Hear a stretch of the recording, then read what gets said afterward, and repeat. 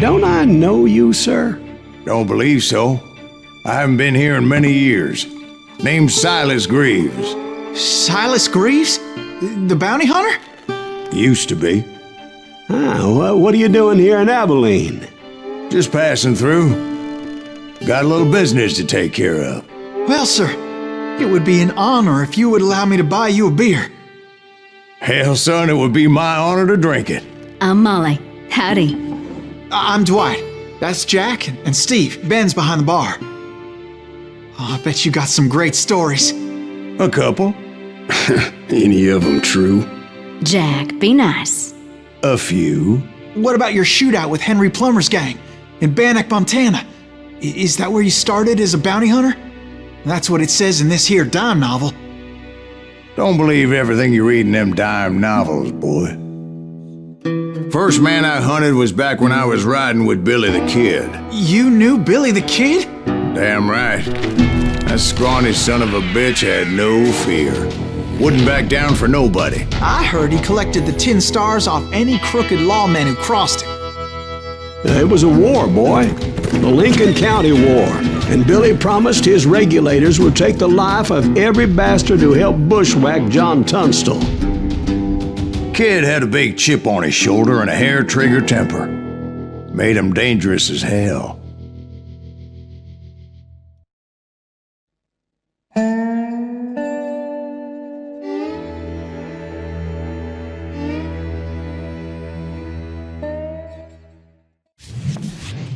It was about 30 years ago. Billy was hiding out in an abandoned farm near Stinking Springs. I threw in with the kid because the man I had sworn vengeance on was riding with Billy's enemies.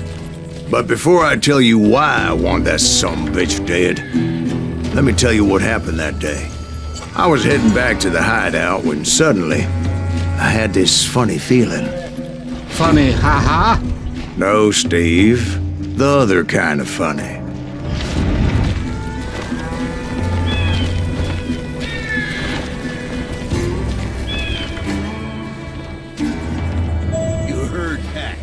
To stay here and keep an eye on the road. That's not fair. We're missing all the fun. I knew those two morons would never let me through. I had no choice. What the hell? Shoot that sumbitch!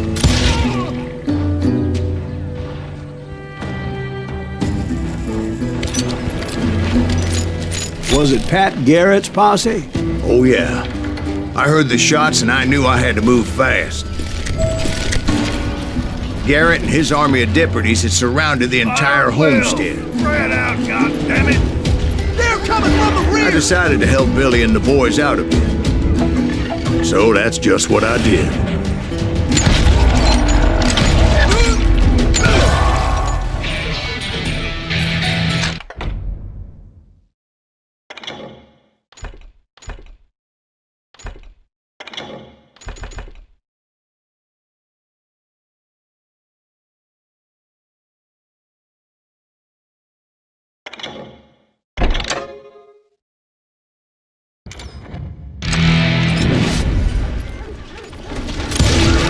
As the governor of New Mexico was paying for the kid's apprehension, Garrett was able to hire every gun hand in Lincoln County.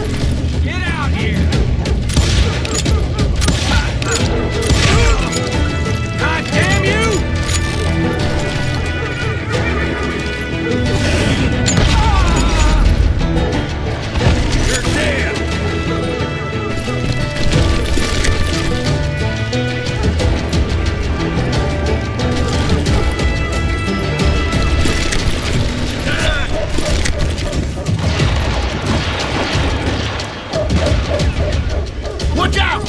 He's one of them! God damn it, he's right behind us!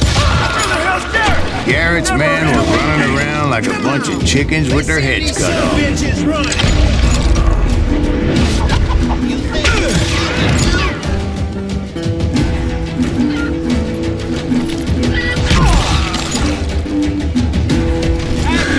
Still, one of them reached the water tower. Not a bad idea. It would be a turkey shoot from up there.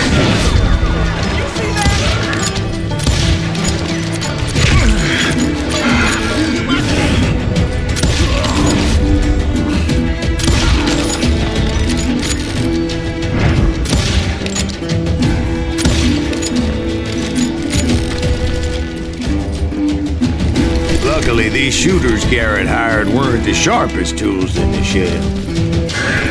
A lot of them were saddle tramps or sod busters or drunken drifters looking to make a few bucks.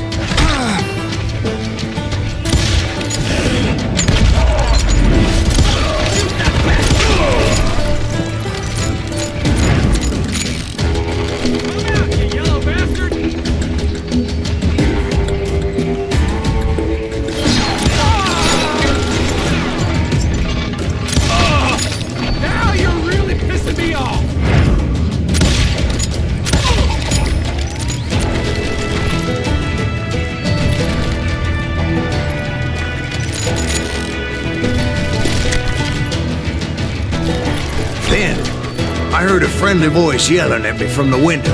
Back door! We'll cover you! Stop aiming, you idiots! Truth be told, things weren't much better behind the house. I cut their numbers in half, but that just made the ones that were left twice as mad.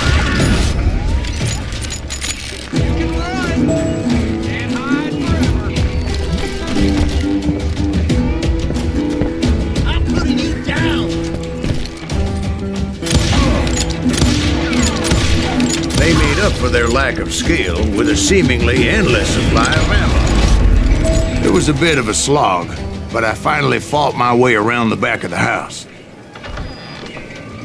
And like that, I was inside, none the worse for wear. I passed Dirty Dave. And upstairs I found Billy and Charlie Beaudry. How about that? Huh? You like that?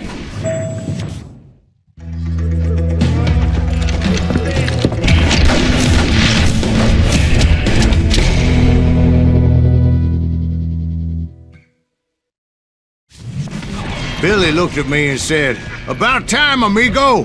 Grab a gun and get to the window!" Wait, so you were friends with Billy the Kid? Yeah, sort of. Anyway, we were surrounded by dozens of deputized shooters who wanted to do us harm.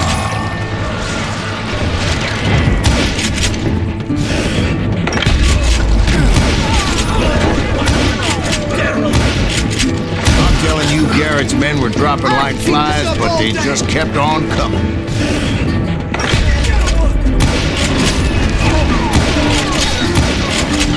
Where the hell can I get to? He's missing all the action!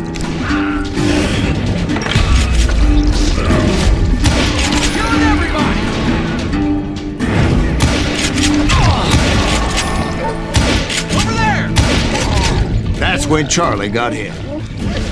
"They're catching us in a crossfire," shouted Billy. "Get to the other side!"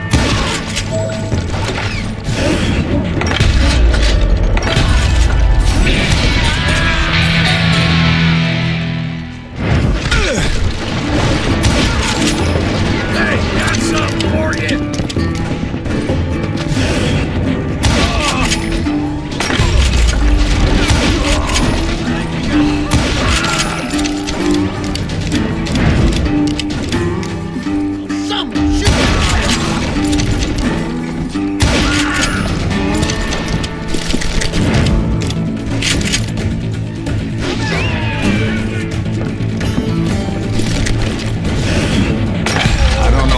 Those cocksuckers I personally put down, but it was pretty clear, even to Billy, that maybe discretion was the better part of valor.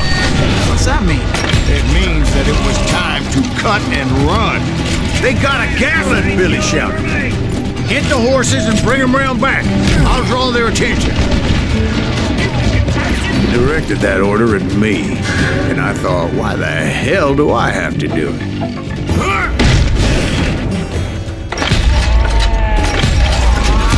Go for it!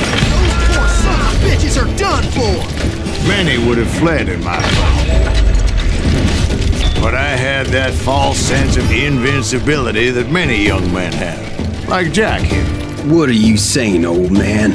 Jack, He's just joshing me. Yeah, he better be. Mr. Greaves, please continue. please call me Silas, man. Now, where was it? You were heading for the barn.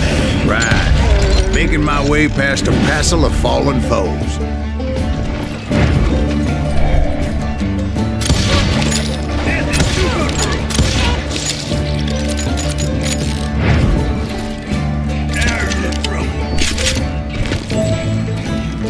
Sounds like Garrett hired a whole regiment of hired guns.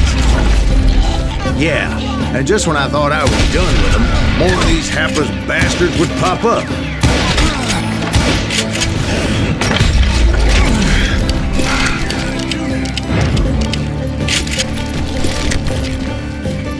Finally, I had the stables within my reach.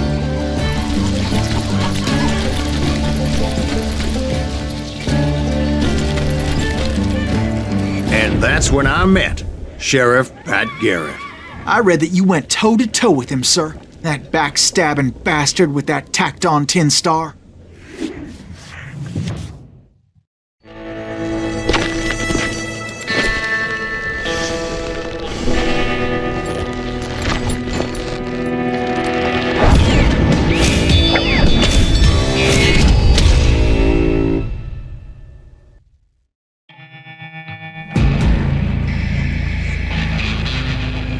You challenged him to a showdown.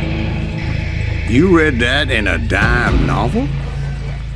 It said he showed no fear as he took your measure with eyes like a rattlesnake.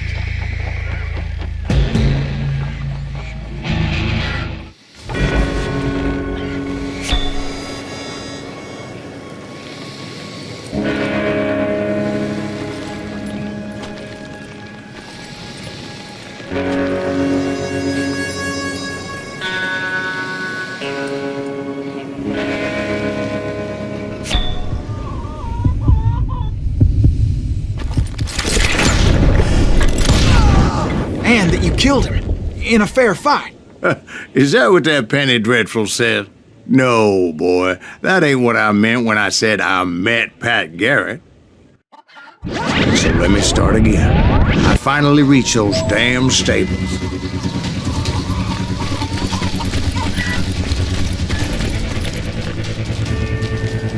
Stepped inside, and last thing I heard was Garrett's voice. That's not Billy. And go on, how did it end? And, boy, that was just the beginning.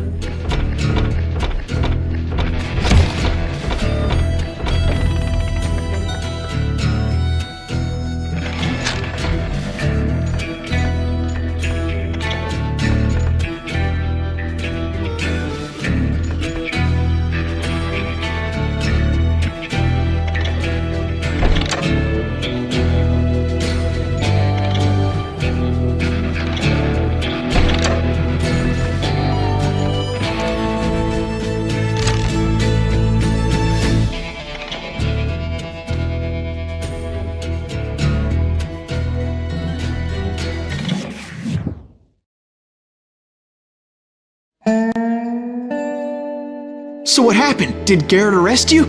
Yeah, after I came to, the bastard had clocked me with his Colt.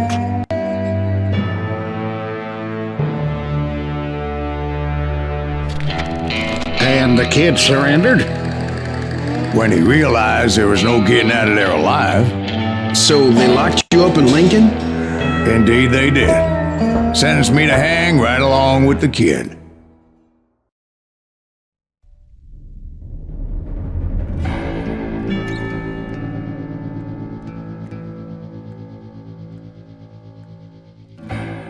It's important to know that I was only riding with Billy so I could find the bastard I was after.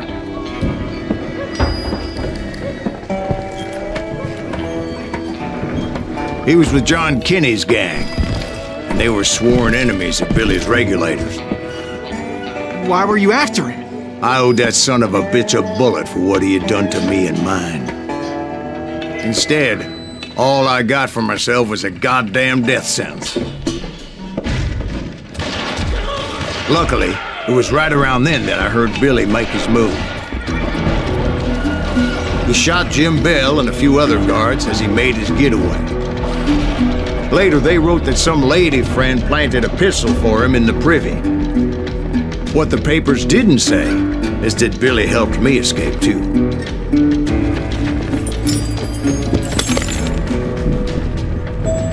My first order of business was finding a firearm.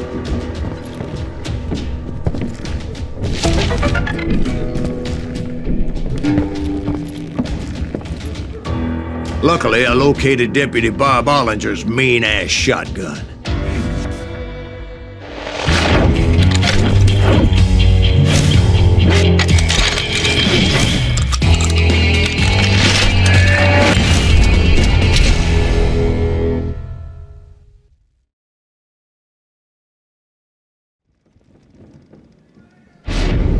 I saw Billy through the window, and he yelled that I should take to the rooftops to make my escape. So I did. Anybody see Billy? Hell yeah. That scattergun was like a double-barreled howitzer. It could blow a man clear off his feet. You hardly had to aim the damn thing. Guards were everywhere looking for him. Can't let the kid get away. Anybody see him? I had to jump from roof to roof like a damn alley cat. I followed the planks where I could, but some of that wood was slippery as hell. The whole town was up in arms. Suddenly, I was a fugitive.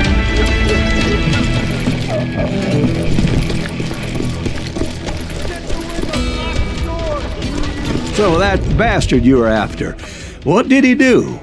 He did me and my family a grievous harm.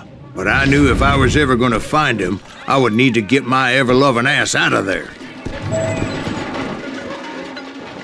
I tried to be stealthy and sneak my way past. This town doesn't have a moment's peace.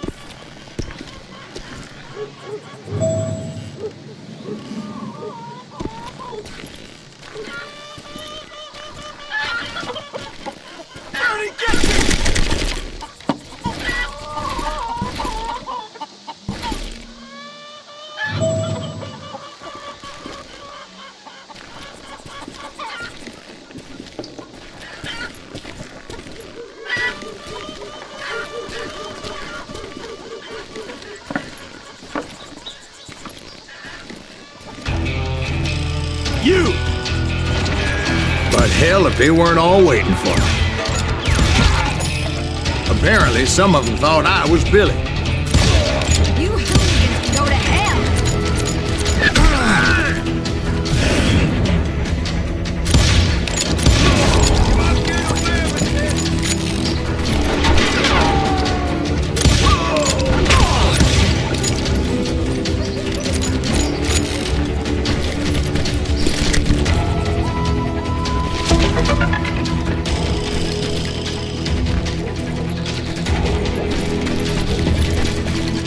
He's in town somewhere. See, me and the kid shared a certain similarity in build and color. I was just glad I had Deputy Bob's mean-ass shotgun. They're shooting in the street.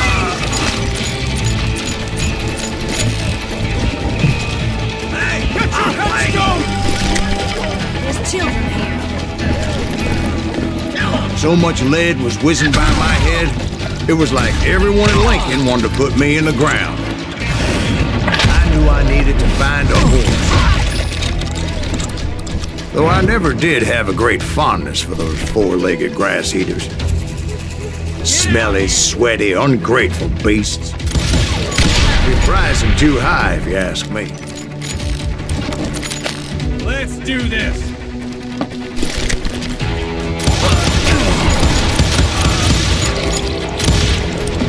You're threatening the lives of innocent people.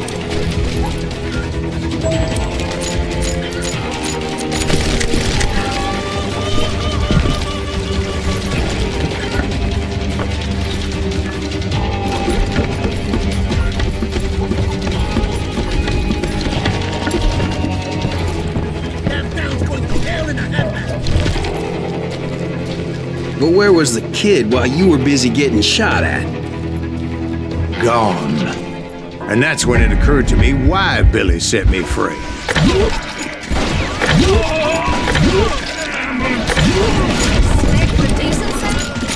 So I could be a hapless decoy and draw attention while he snuck out of town.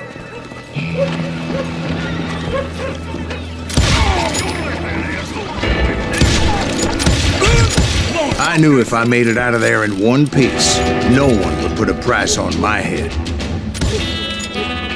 Because everybody in Lincoln would be dead? No, because they all thought I was Billy, and all that blame would fall on him. Meanwhile, Deputy Bob Ollinger was organizing a posse to put me down. He was already a mean son of a bitch, but he was doubly pissed that I stole his mean-ass shotgun. Anyway, it was me or them, and the only way forward led me straight to tradition. But the cards were dealt, and I had no choice but to play them. Hey, I shot you, son of a bitch!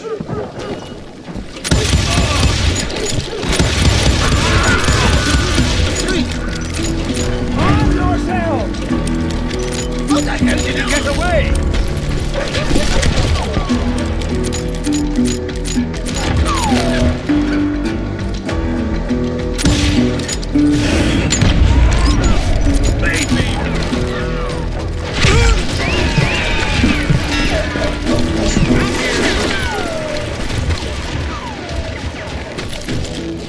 We can take him!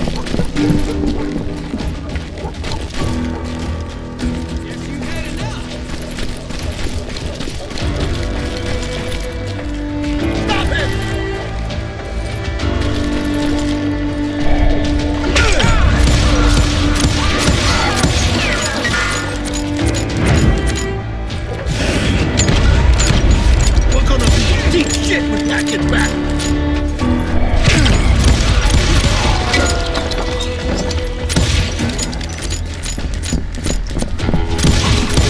Don't let him get away! Get out here, you coward!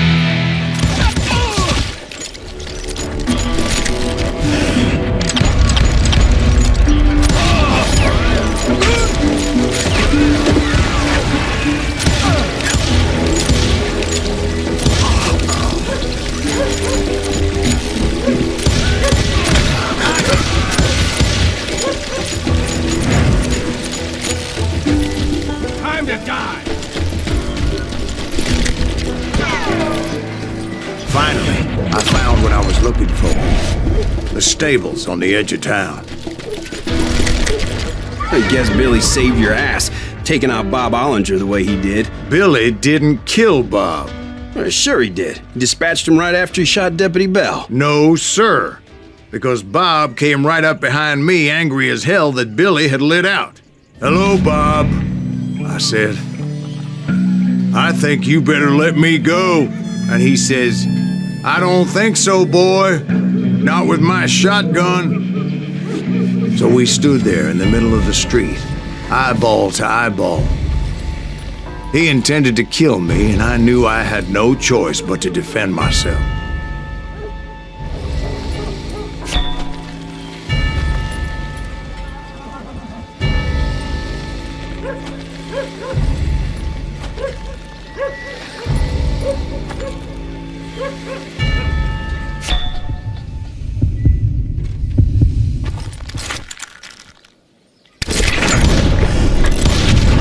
I killed him in a fair fight. Everybody saw I had no damn choice. Well, Lincoln got a mite depopulated that day. Pat Garrett gunned down Billy 3 months later, so his escape was all for naught anyway.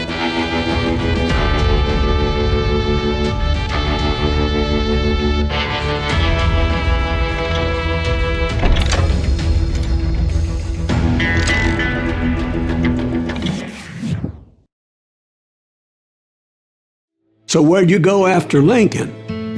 Mexico. Until I realized nobody was looking for me. I ended up taking a job with the Rurales. The Mexican Rurales? I was hired to help them track down the cowboys.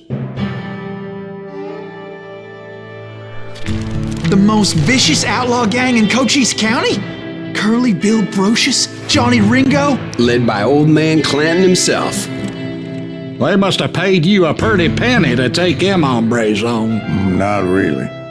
But truth be told, I had my own reasons for going after those boys.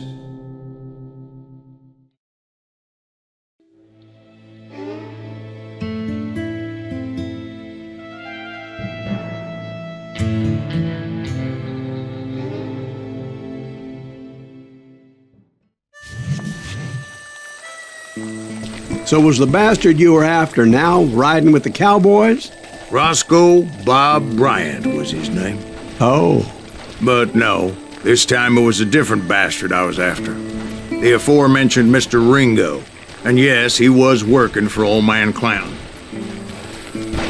I came upon them robbing a stagecoach, which wasn't surprising, being they were such murderous thieves and bastards. The bandits wore red scarves, so I knew they worked for the old man.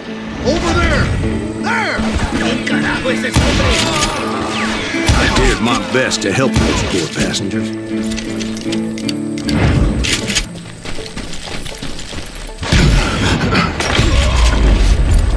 Moments later, the attackers were dead, and I checked the stagecoach to see how many passengers were still breathing.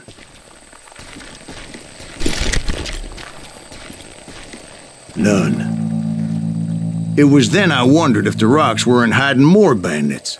Was that all of them? Or did I just hit the rear guard? I quickly got my answer. They attacked from on high like Apaches often did.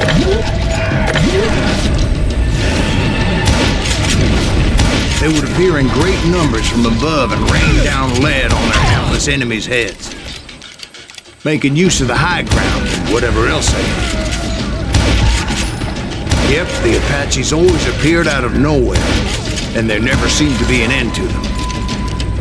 Hold on, were you attacked by Apaches? What happened to the cowboys? Did I say they were Apaches? I said Clanton's cowboys attacked me Apache style. I was in a pitched battle, but I was holding my own against an overwhelming enemy force.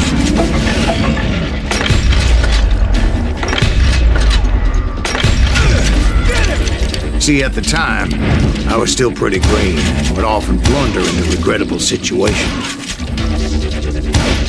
But I just kept shooting at anything I could see up in those damn rocks.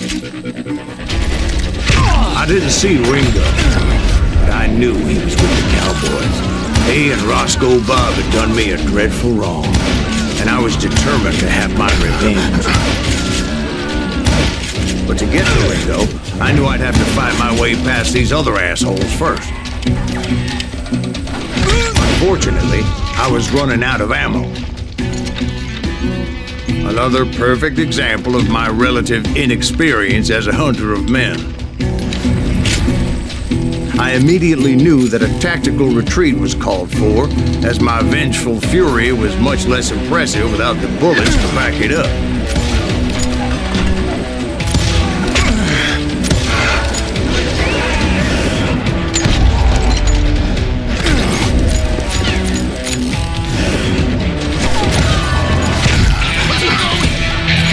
They managed to corner me. Trapped as I was, the odds of my survival seemed pretty slim.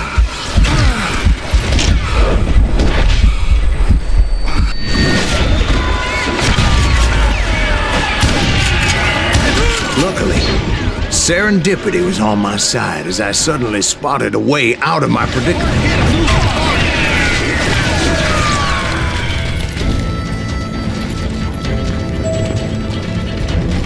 I ran ahead as if the devil himself was after me. Bullets were whizzing by my ears, but I wasn't about to roll over and die. I just kept running like there was no tomorrow. Because there wouldn't be if Clanton and his men caught up with me. As I was scurrying around those caves, I thought, what was I thinking? Going up against a gang like this? Where's he gonna run to now? I just kept running, not knowing where the hell I was going. And that's when something miraculous happened. Like manna from heaven, I found the desiccated remains of what looked like an Apache warrior. The old weapon next to him supplied me with some much-needed ammunition.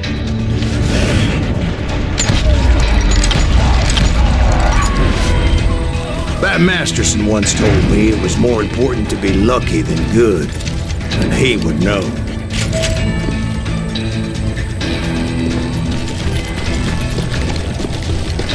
And imagine my surprise when I found a fistful of dynamite to go along with that ammo.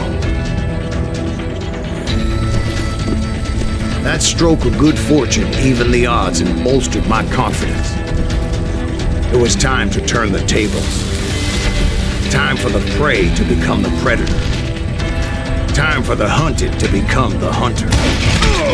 Time. All right, Jesus, we get it. They were right where you wanted them. That's right, Jack. I was done running. And the old man's boys were not expecting that. No, sir. Got you now!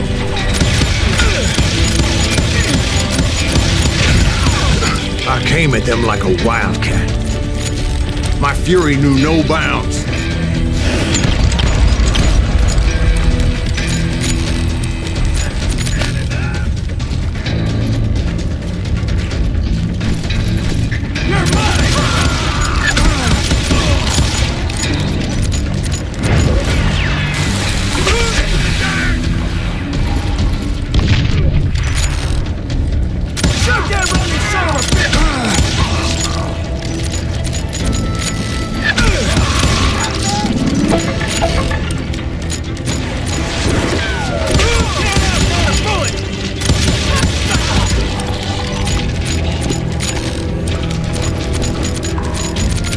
It was finally time for that old man to pay for his sins.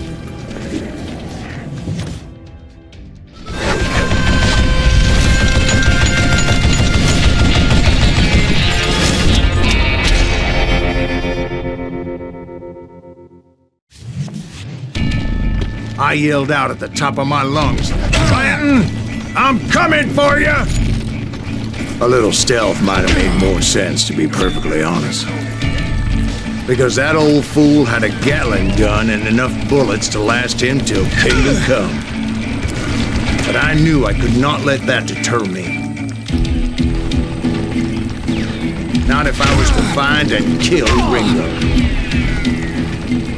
I needed to get that old man off that gun.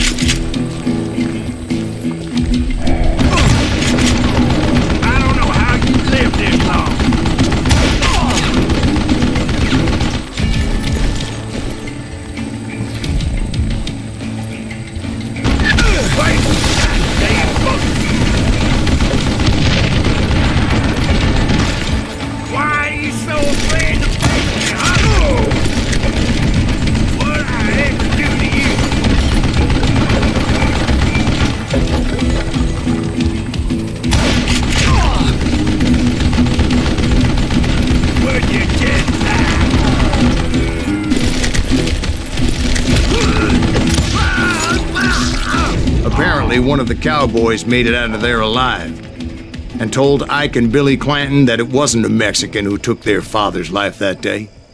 They just assumed it was one of the Earps, and that little misunderstanding eventually led to that legendary gunfight at the OK Corral.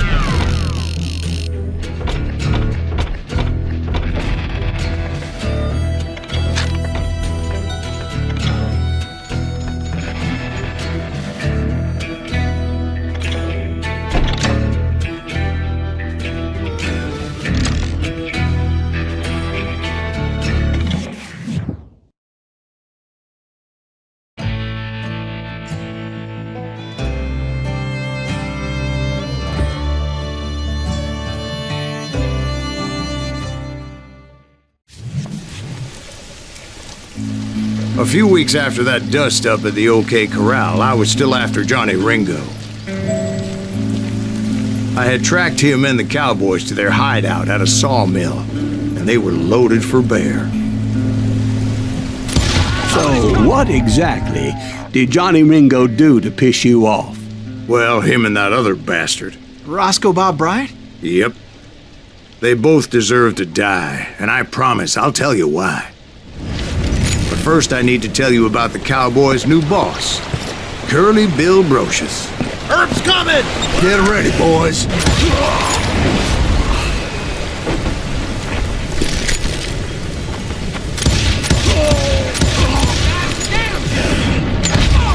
Curly Bill took charge of the cowboys upon the old man's demise, and after that gunfight at the OK Corral, the Clantons wanted revenge. So they murdered Morgan Earp and grievously wounded his older brother, Virgil.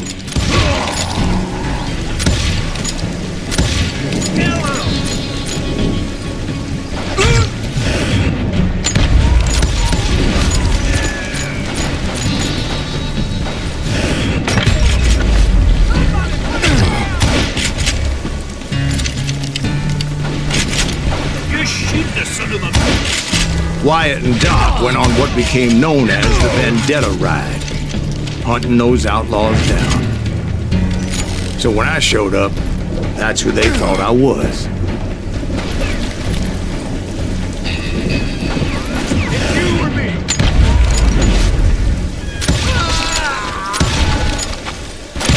I'm getting the hang of this.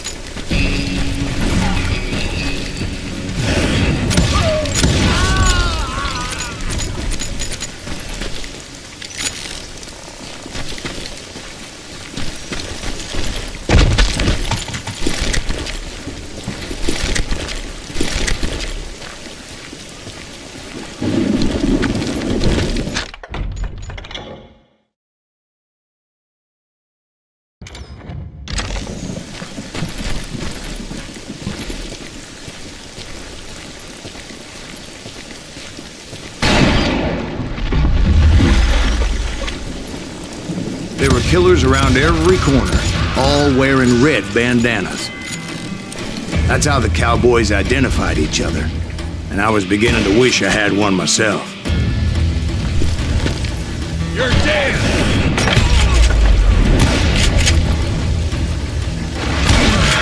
But I wasn't about to let Ringo walk away unscathed, and that's what drove me forward.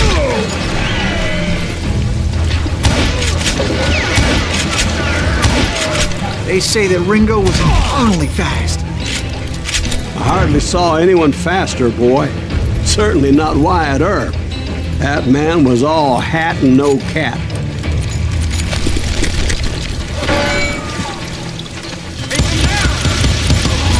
Earp wasn't much of a match for him, but Doc Holliday might have taken him. That lunger should have kept his nose out of it. They never charged anyone for the murder of Morgan Earp. But everybody knew that Curly shot him in the back.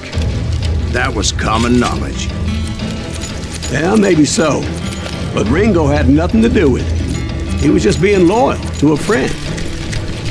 Is that what you call it? Being loyal? Well, to get to that loyal friend, I had to pass by some buzzsaws as big as a man.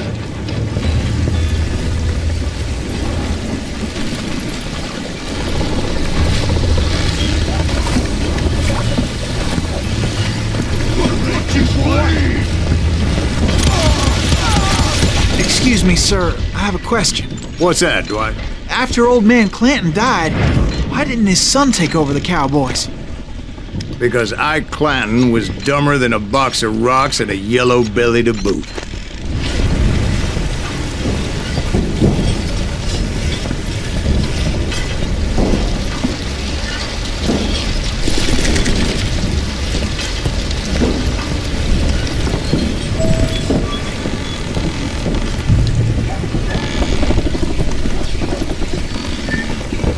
Now, where was I? Taking down the entire cowboy gang single-handed. Indeed I was, Jack.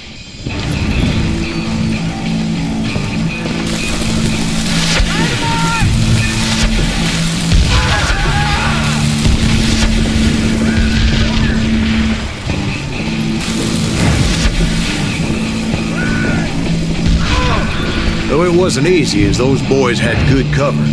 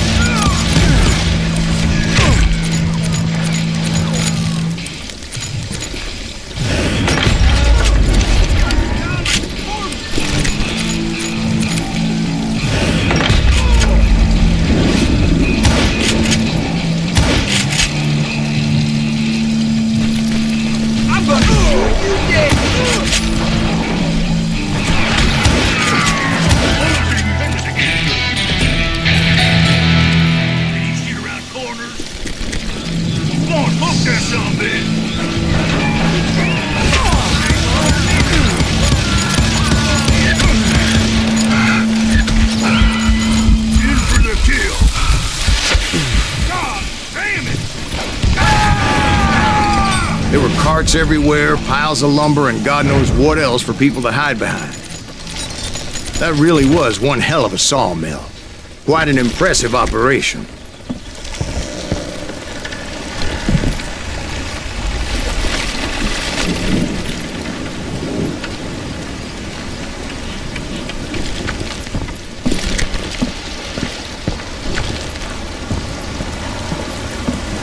And where was Curly Bill? Did you see him? I'm about to get to that, Ben. Patience. I'm painting a picture here. There was this beautiful waterfall and a crystal clear stream that led to a verdant valley that was truly... Consider your picture painted. What happened next? Well, finally the bastards that were still alive made a last stand.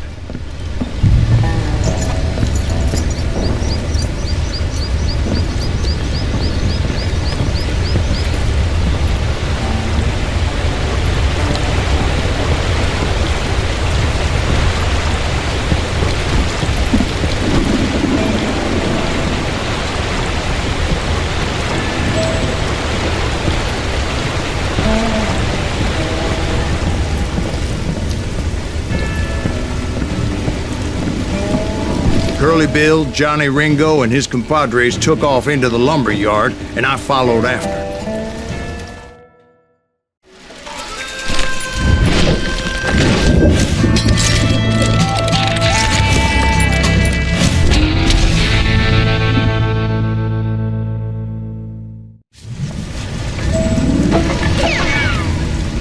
Are you saying they ran? Cowardice was not in Ringo nor Curly Bill's nature. No, sir. I never said they were running scared. They just wanted me out in the open. Time to dance with the devil!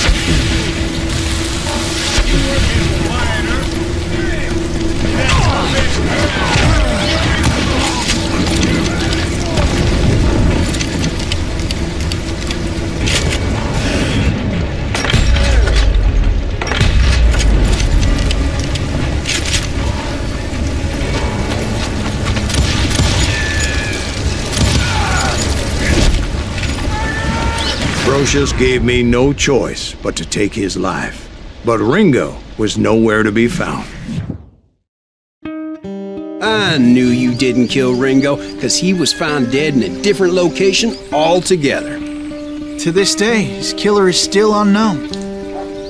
Indeed. Took me a few months before I finally tracked his ass to West Turkey Creek Canyon.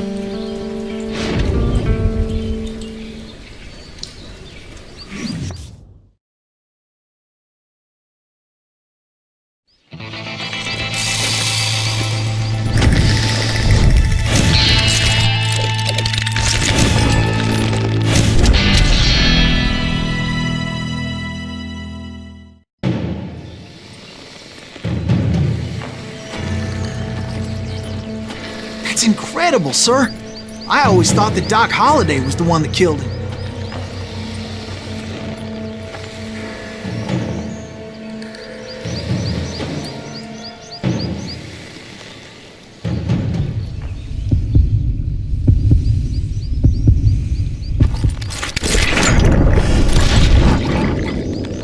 Sorry I had to ruin the legend for you, boy.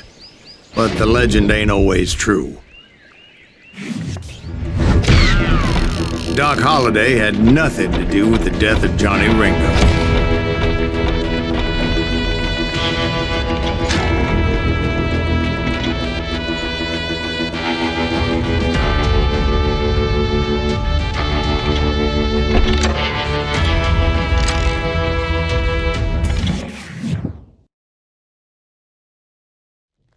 I was paid a healthy bounty for Ringo and Curly Bill, and realized there was real money to be made. That's why I went after Henry Plummer.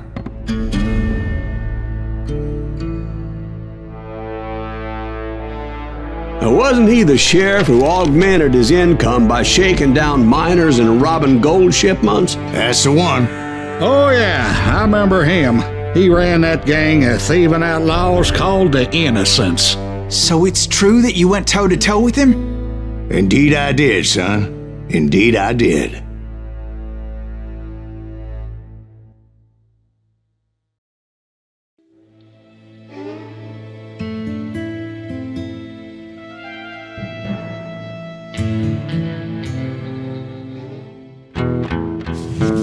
I knew I needed resources if I was going to track down Roscoe Bob Bryant, and hunting Plummer looked like a good way to get rich quick.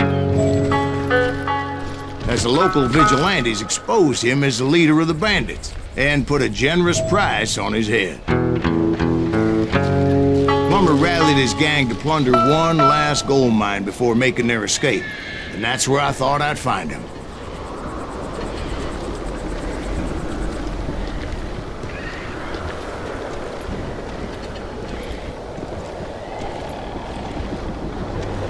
It makes me nervous standing so close to all these goddamn barrels of gunpowder. Why would you be nervous? No one has the cojones to come after us. As long as you don't light up a cigar, we're fine. Yeah, besides, George's up there on the right. My late father pointed out to me more than once. God made men, but Samuel Colt made them equal.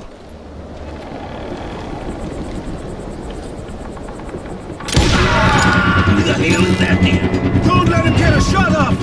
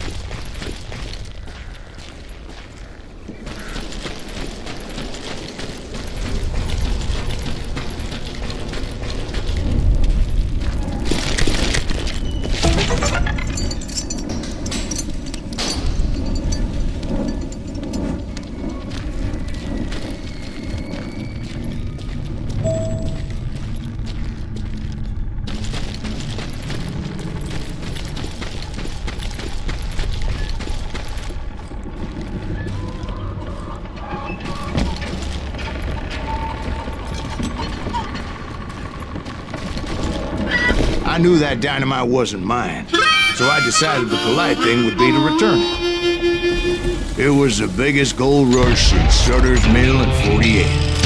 Unfortunately, we were the only ones drawn to those riches. There were thieves, killers, robbing travelers, and hijacking gold shipments.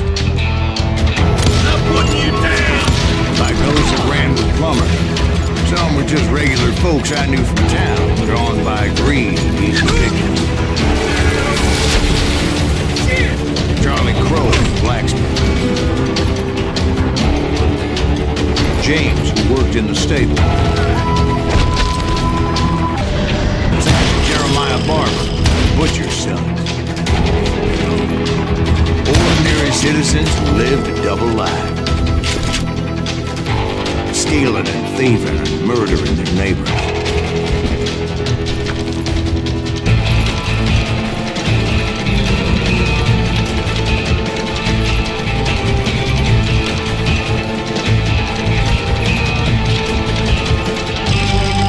This is our gold now!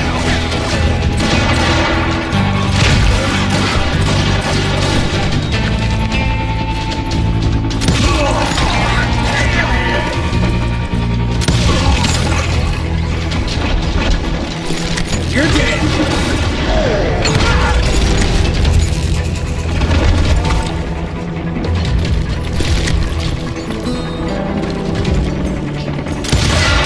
I think we're in trouble! Of course, the rest were veterans of the Civil War.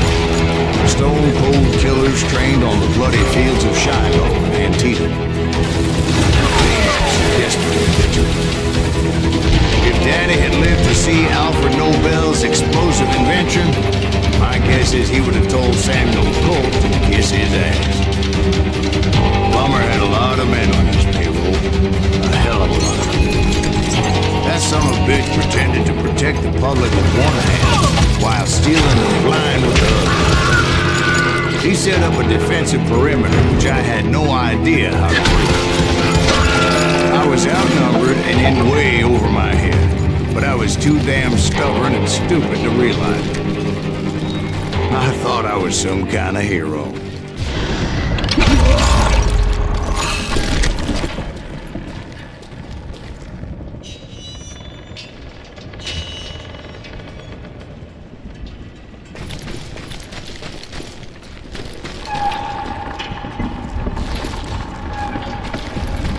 I finally made it past and headed on to meet my destiny.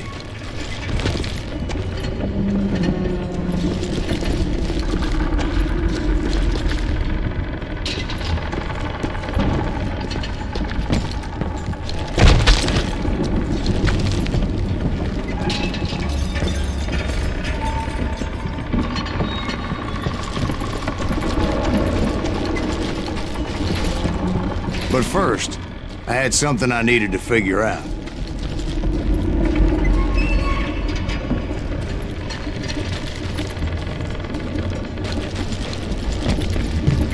I had a few ideas on how to get into that mine, but once I made my decision, I knew there was no turning back.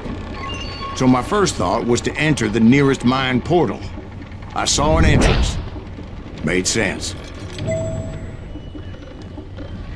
It was the quickest way in, but that also made it more dangerous, as there would undoubtedly be enemy pickets posted along the way.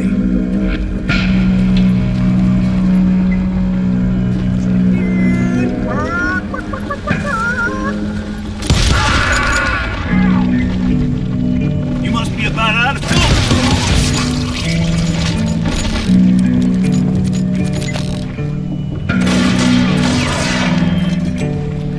You're done.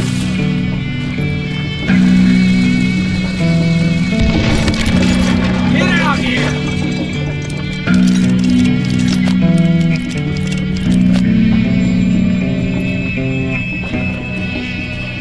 Die! Besides, once you enter a mine like that, it's easy to get all turned around.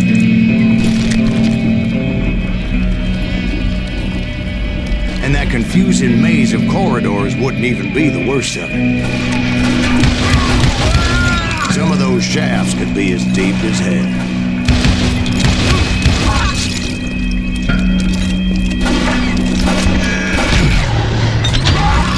single stumble or misstep can easily end in a deadly plunge to oblivion.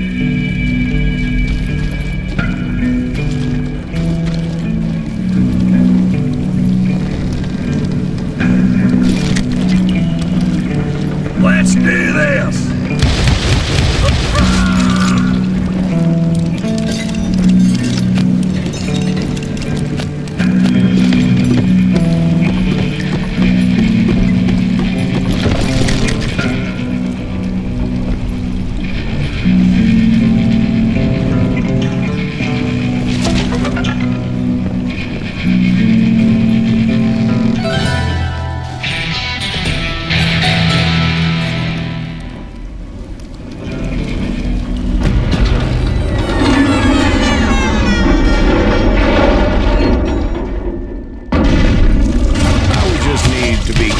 Not to blow myself to kingdom come.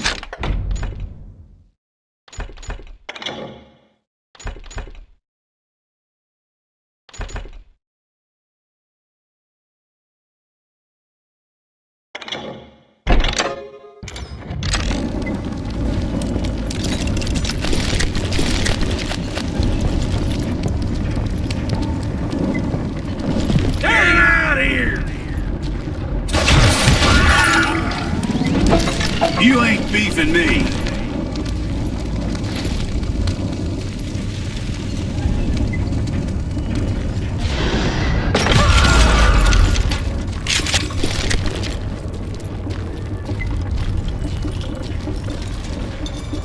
One wrong bullet.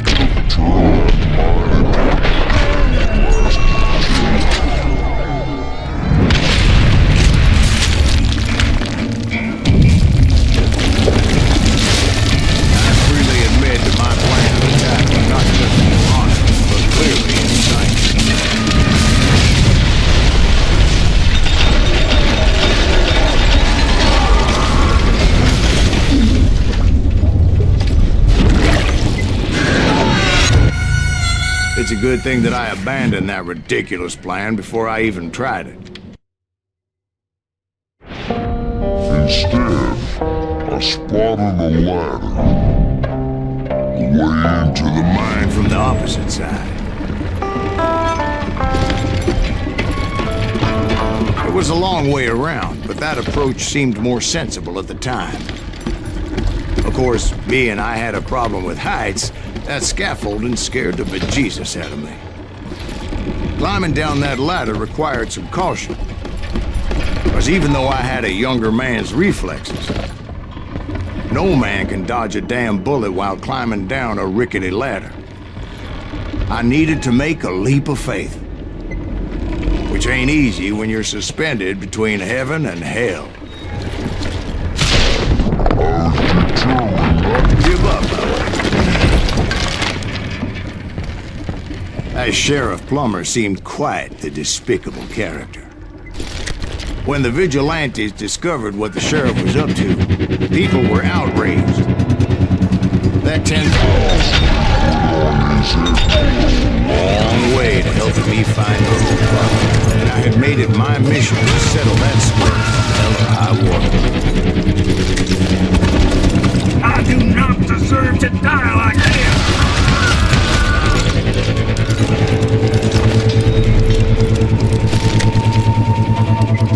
First, I would have to make a choice. Take the elevator or climb the ladder.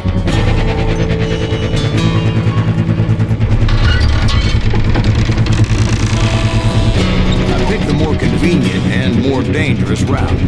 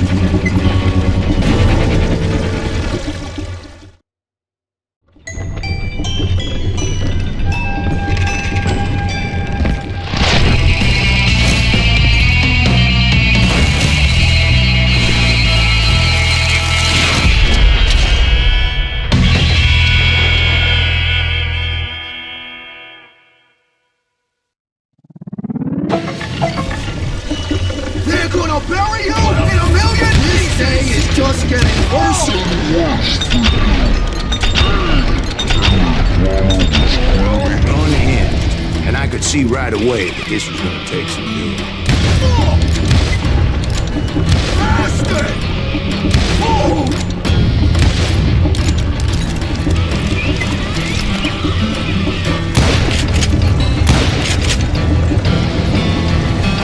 You can shoot, but can you aim?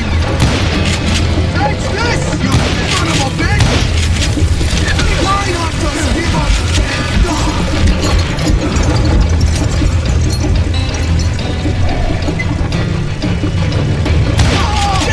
I need some help here! Come on, boys! Take this cocksucker out!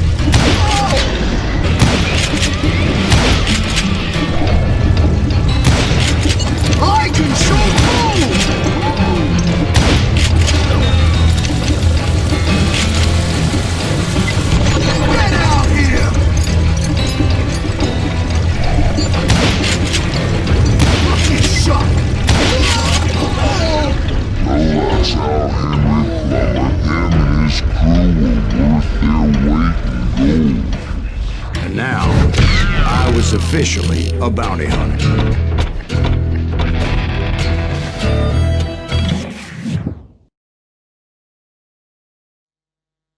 So, did you finally go after that Bob feller? Well, I heard word he was in Kansas with John Wesley Hardin, so that's where I went. Where in Kansas? Abilene. Why do you ask, Ben? No reason. Was Hardin as fast as Ringo? Ringo was fast, but John Wesley was as fast as the devil himself.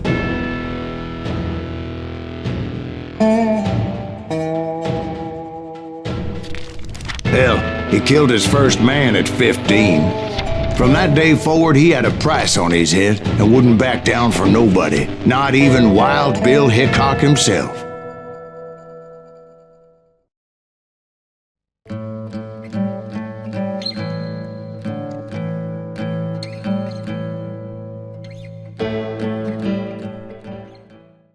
I dodged death many times.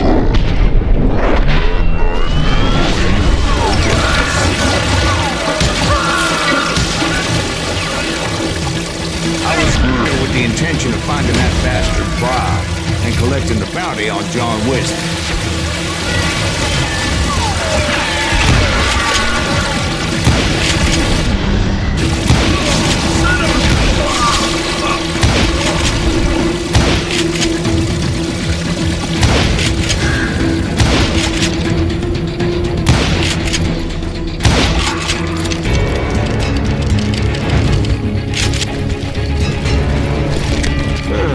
The Texas Rangers got Hardin.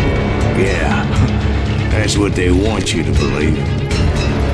It was cold in a witch's tit and a brass bra that night as I fought my way past his loyal compadres.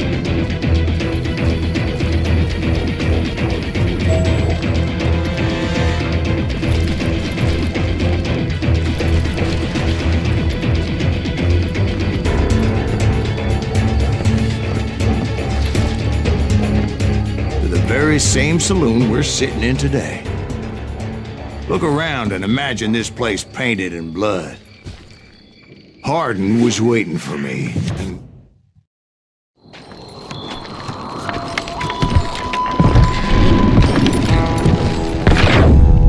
Wait, I'm jumping the gun here.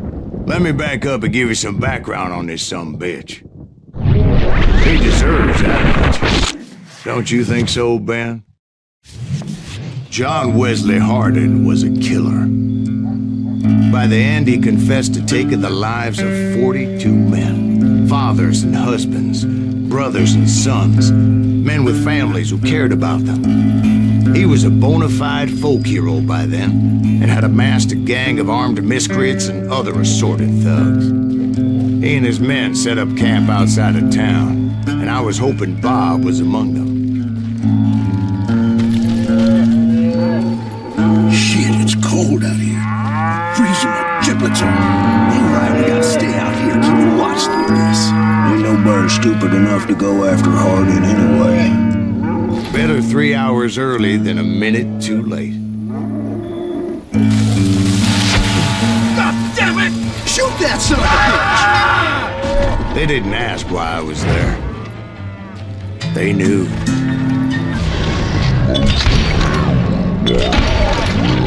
Figured Hardin was here somewhere, but to get to him, I'd have to get past his gun hands.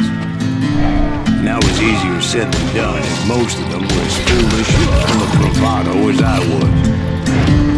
I had to spill a lot of blood to find out Hardin wasn't in that camp. He was carousing in town with his closest friends. Tell Hardin Hardin's boys apparently didn't want me to reach the Bull's Head. Some were hightailing it into town to inform their jefe of my unwelcome presence. Let the boys know we got another round, dog.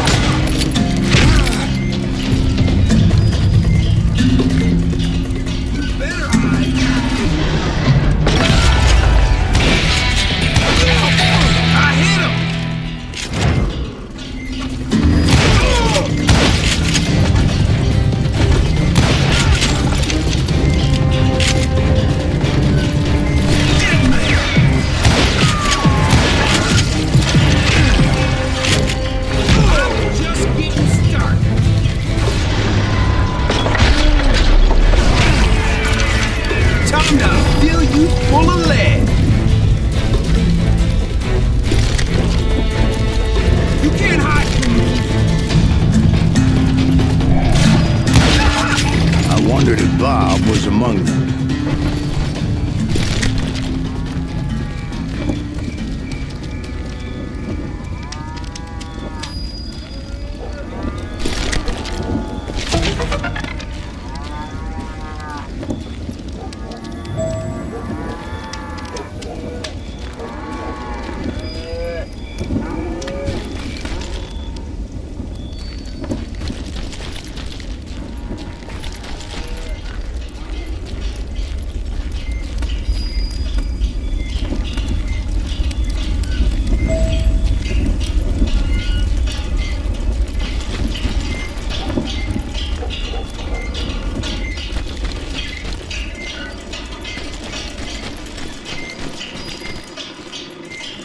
And I steeled myself for the fight ahead. For as good as I was, deep down I wondered if John Wesley wasn't just a little bit better.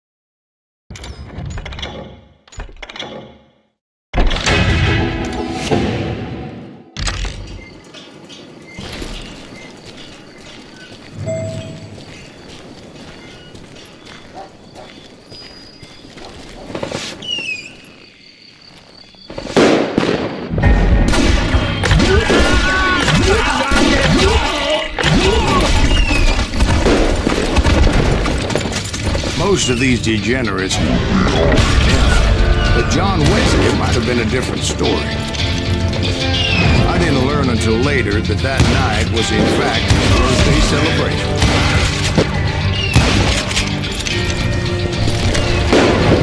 Take that shot at!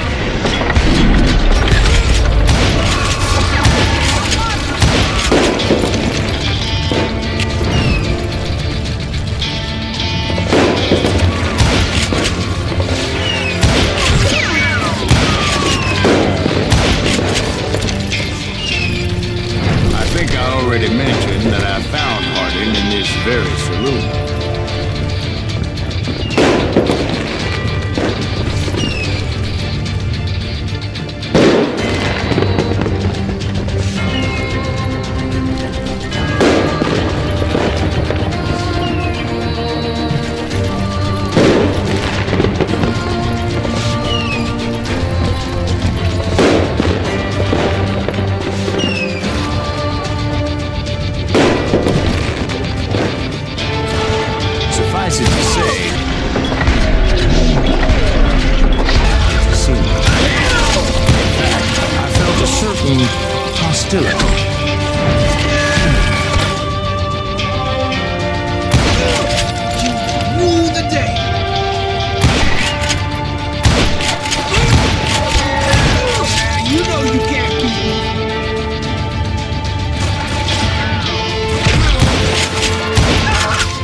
Disappointed that neither Bob nor John Wesley were among the dead.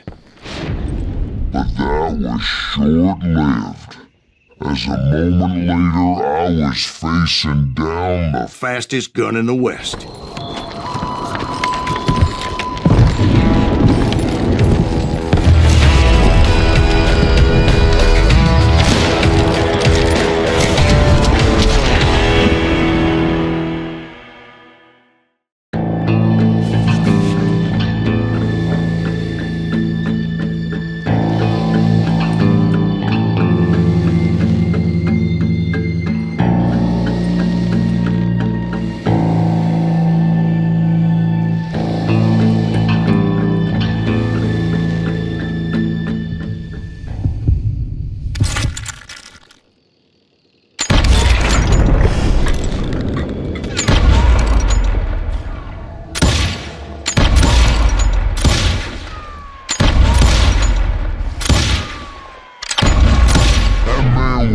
faster than grease, but being inebriated as he was, he did. And now, he was at my mercy. So he didn't die. I sent him to prison. Years later, after he was free... Shot him in the back of the saloon, just like this one. Anybody up for another beer? Ben?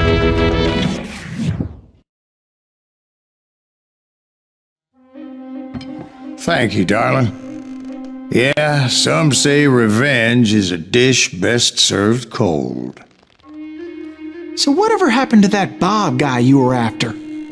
Personally, I'd like to hear some of your other adventures. Like, I don't know, did you ever go toe-to-toe with a red man?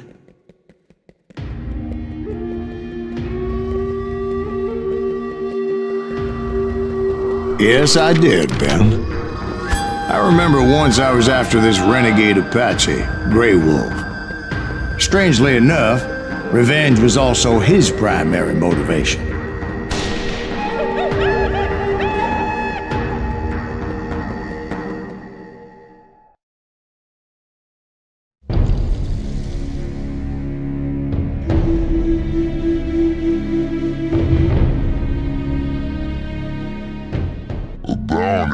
Put on Grey Wolf's head, and that's how mountains so high they tickle the nether regions of heaven. Grey Wolf was a Chiricahua Apache medicine man who had led a war party in revenge for a massacre against his people. The U.S. Army had attacked his tribe during his daughter's sacred sunrise ceremony, and the slaughter was unspeakable. I understood his anger, as there's nothing more traumatic than seeing those you love die in a cruel and painful death. Right from the beginning, I couldn't shake the feeling that Grey Wolf was watching my every move. He led a band of young Apache warriors who wanted retribution and were more than willing to die for him.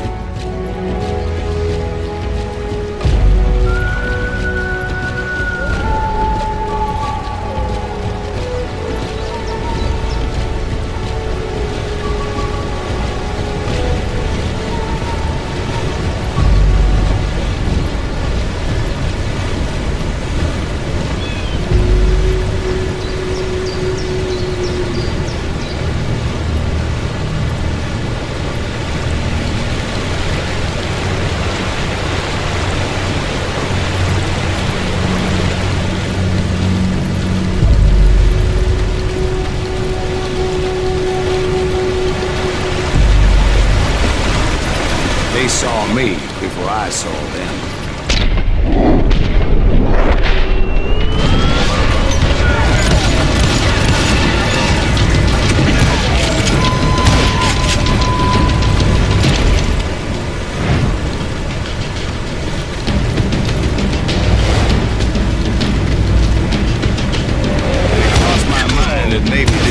Such a good idea. But now that the shooting has started, there was no backing down.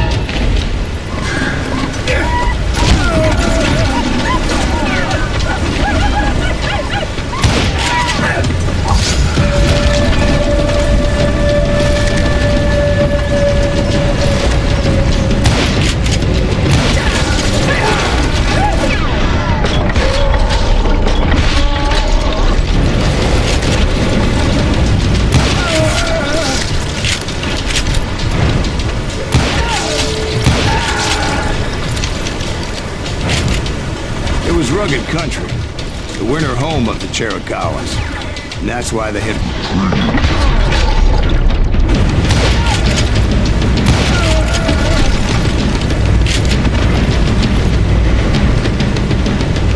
I admit to having some regrets about going after them. But then again, got a lot of them.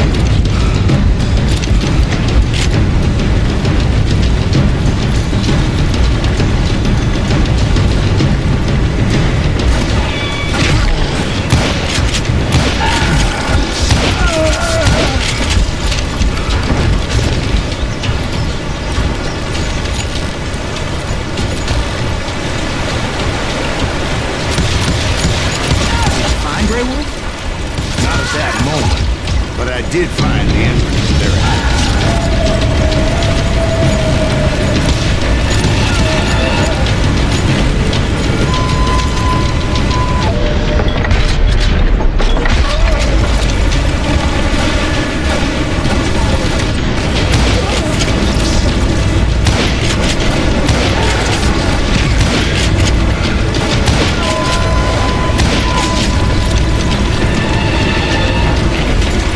Deep crevice that led to a deeper cave.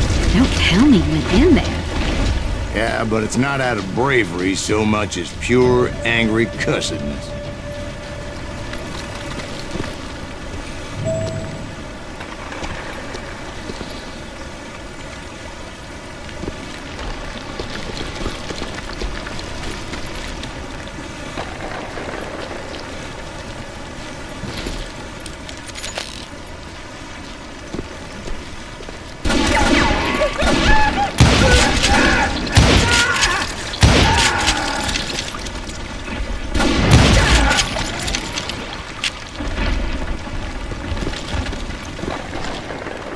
See, back then, I had a stubborn streak a mile wide, and I wasn't about to back down. So it was like pitch black in there? Actually, it was pretty well lit, as they had torches on the walls.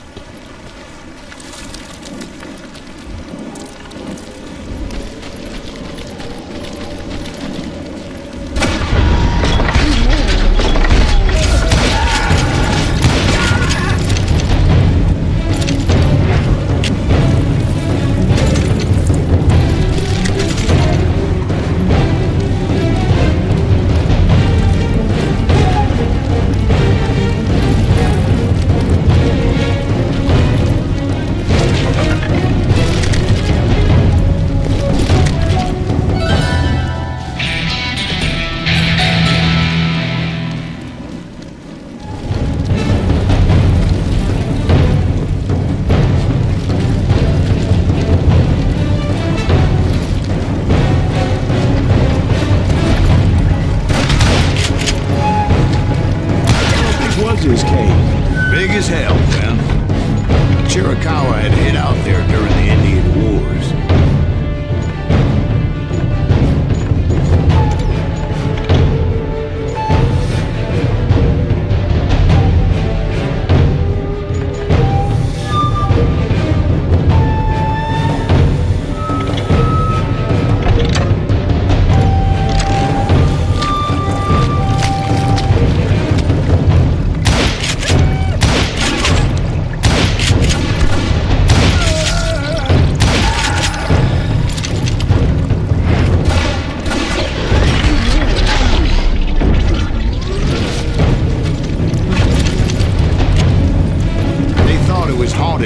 ghosts of those murdered by the horse soldiers.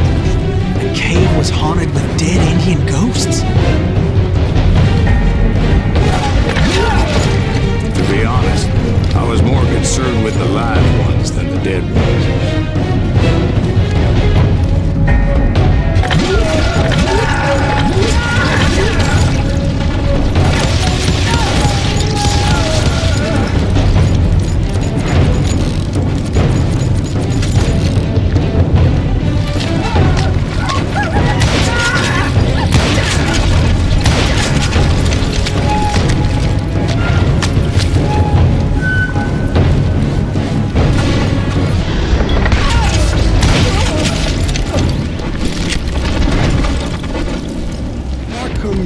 So much about it. A few years back, I was married to two at the same time. Yeah, they were sisters. Religion is tradition. Oh, I had to get out of there. Those girls never shut. Both of them nagging at me all the time. Drove me half crazy. Haven't seen them since.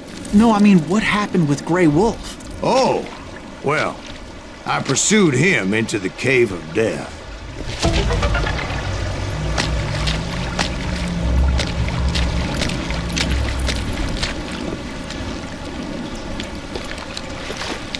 I came upon this flooded grotto, and that's when I saw him. He came to me unarmed and unafraid. His voice echoed in the shadows, and I sensed he meant me no harm. You carry great darkness in your heart, and if you do not release it will claim your soul. His voice put some kind of ancient Indian spell on it. As his story unfolded in my mind, he will come to this place again and kill many more men, and the darkness will grow until the soul without no meaning. After I had tears, he said I was a great warrior, a coyote man, unequaled by any other. The snakes will bite shadows of your past until the venom poisons your heart, and an echo of the song of the dead summons the spirits yet deep from within the mountains. Snakes. And indeed, his warriors surrounded me and attacked me like other... They couldn't stop me, though.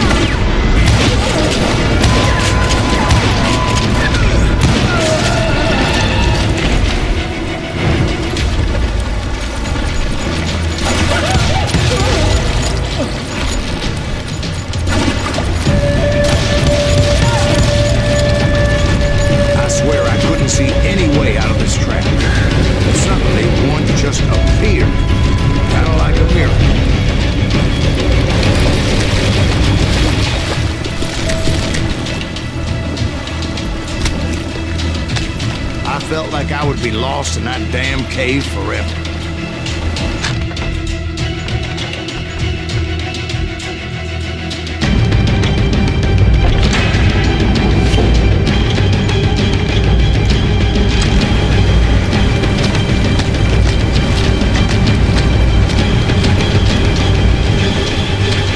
Finally, I found myself back outside, perched on the edge of the precipice. Required several leaps of faith, but no way in hell I was turning back.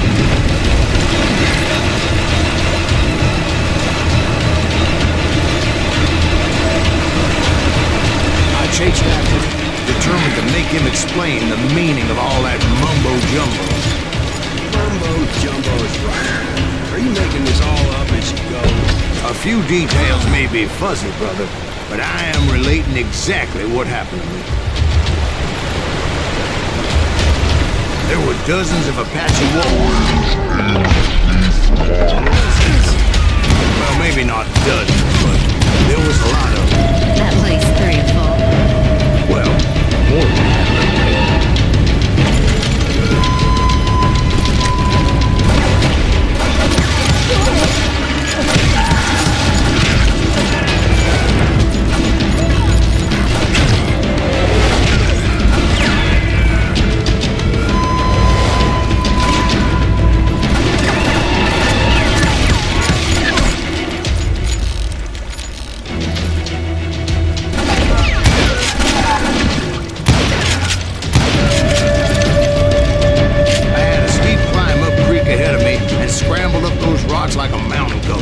I was determined to locate Grey Wolf and find out exactly what the hell he was trying to tell me. And wouldn't you know it, that crafty son of a bitch led me right into it. Well, son, there had to be at least 100 Apaches surrounding me. 100? God be my witness. Oh, come on. Hey, I believe you.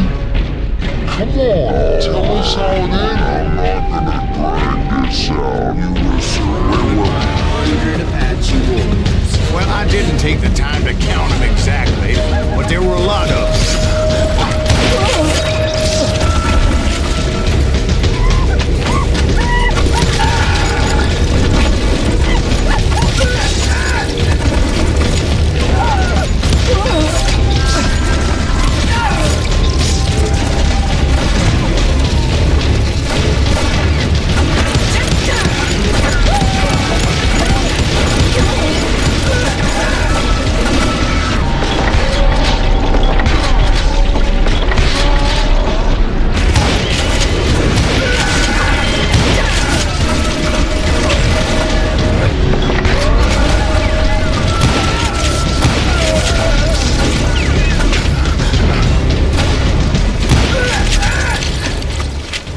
And in the end, a path appeared before me that I had not seen before.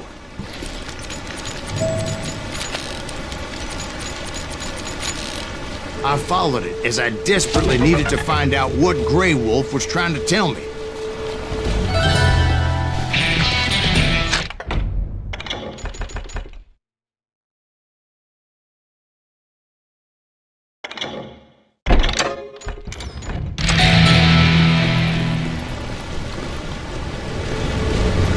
like that son of a bitch disappeared into thin air.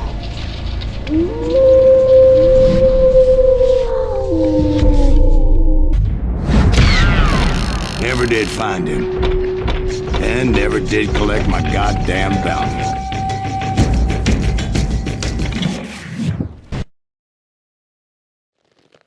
Thank you, darling. It's interesting how the truth can sometimes seem might malleable, depending upon your point of view. Like how those dime novels make you out to be something you're not? Jack, don't be starting trouble. No, he's right. They do tend to exaggerate.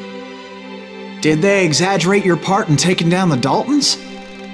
Well, I was there in the flesh, boy, so I saw what happened firsthand.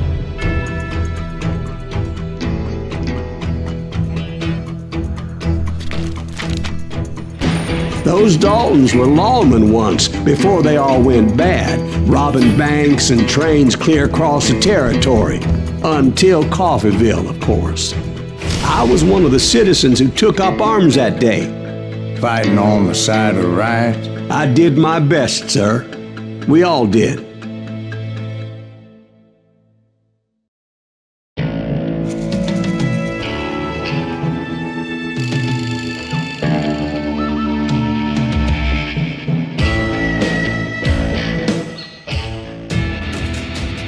It was early morning.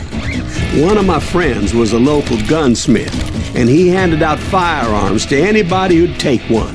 You see, the Daltons got it in their heads to rob 2 banks at the same time. 2 banks on the same damn street. Story was Bob Dalton's girl was always riding him about how he had no ambition. Oh, you're nobody next to Jesse James, she'd say. Finally, the bastard took his brothers to Coffeyville just to shut her up. Well, the locals recognized the Daltons right off.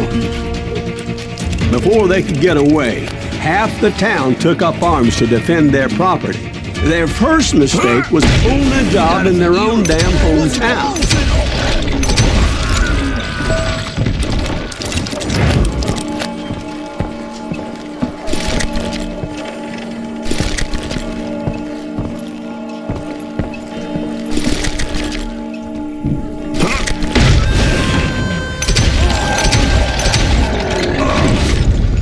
The brothers paid dearly for their stupidity, but everybody knows they had it coming. There's more to it than that. I read all about that day, so I know for a fact that it went down very differently. First of all, it was high noon. A posse of U.S. deputy marshals were on the rooftop across the street. Get ready, boys. They're gonna make a move. The lawmen had been tracking the Daltons for months, and now they finally had them dead to rights.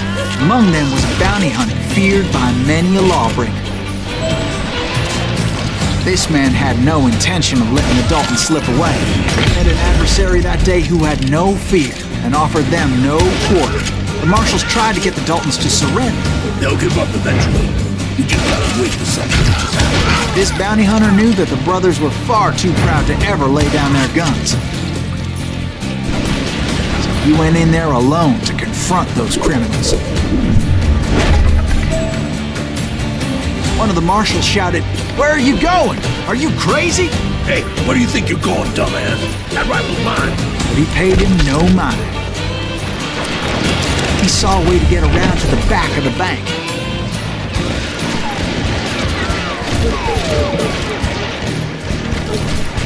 Then he figured out how to hit the Daltons from a direction they weren't expecting.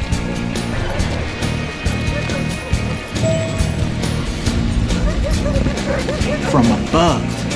Fortunately, a water tower was right there.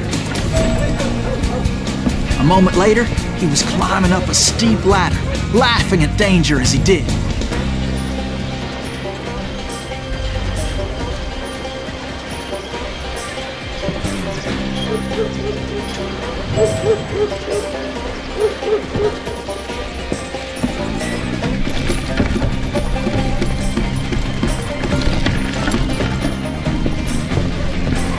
It was brave men like him who risked their lives to tame this wild country.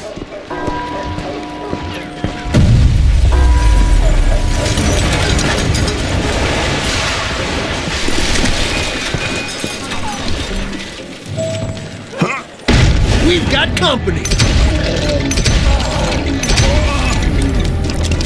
Heroic men like him, who did what other men couldn't or wouldn't to make this country free. Is that Silas Greaves? Shut up, bitch! Who died defending the Alamo.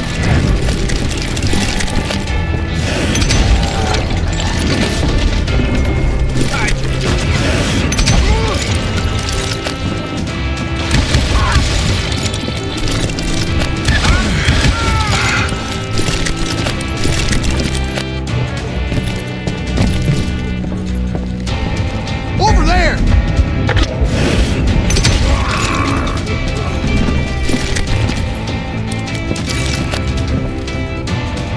That's Silas Greaves. What the hell? Blam! Blam! He came away victorious, taking down those thieving Daltons.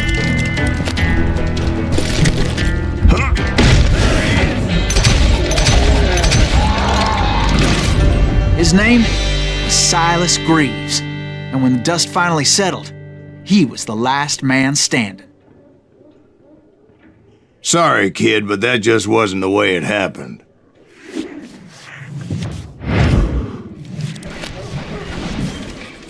It was early evening, not high noon.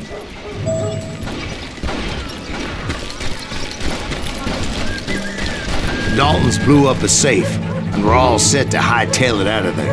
I was late to the party, and Coffeyville was already up in arms. Those pathetic deputies surrounding the bank were dropping like flies.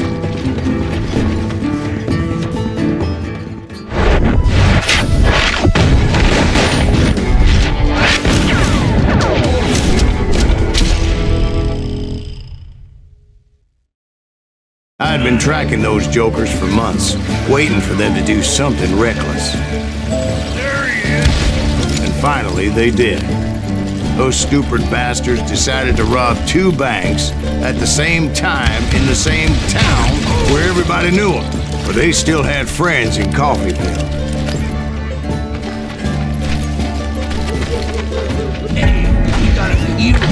What's the holes in him?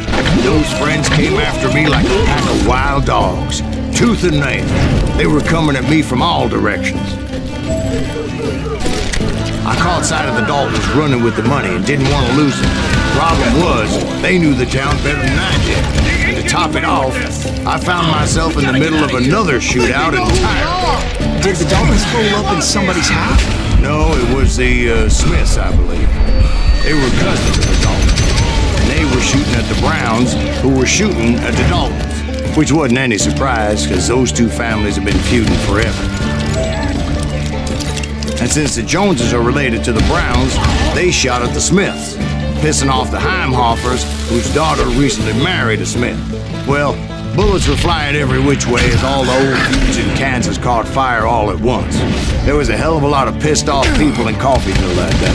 But that's just the way life is sometimes. Shit happens.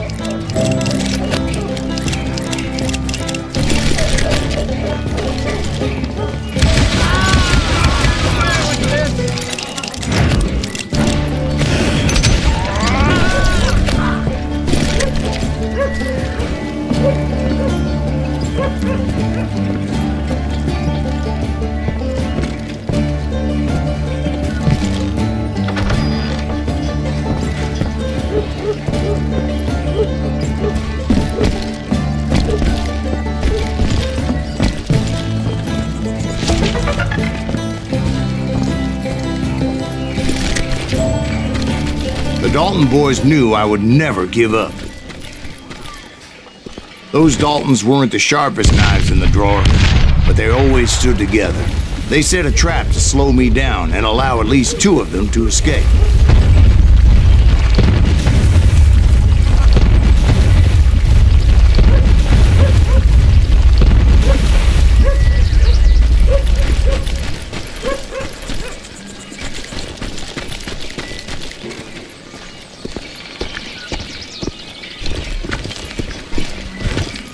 It was Emmett, the youngest, and he decided to stand his ground and face me down. I ain't afraid of you, Silas Greaves. This is where it ends for you. He was determined to protect his brothers. And I understood how he felt.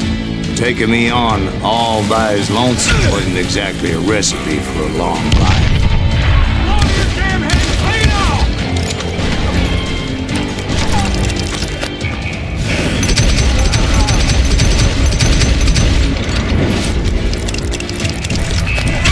You messed with the wrong damn Dalton.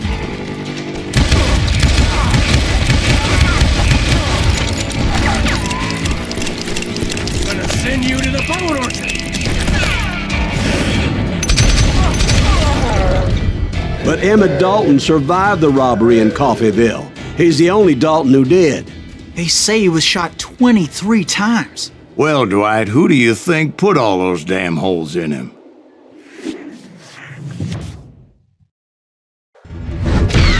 But I have to admit, that boy had grit.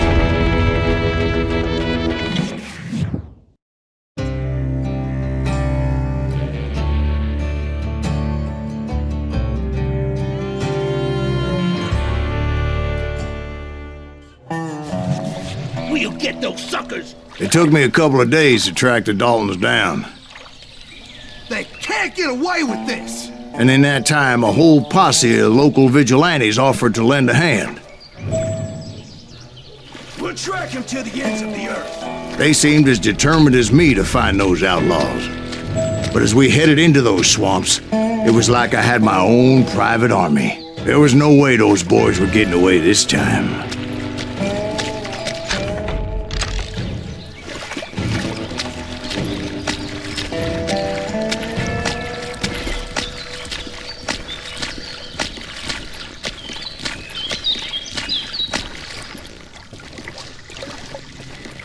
It was early fall, right? Beautiful time of year. At least you had the weather on your side. Not by my recollection. It was damp and foggy as hell.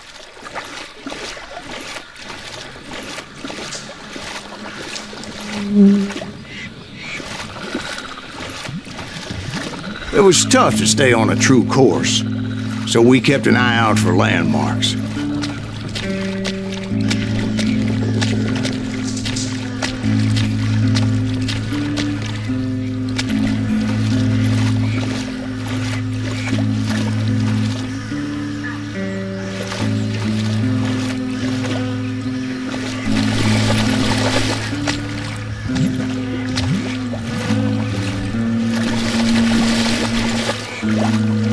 It was autumn. The maple trees were in full color, red as blood.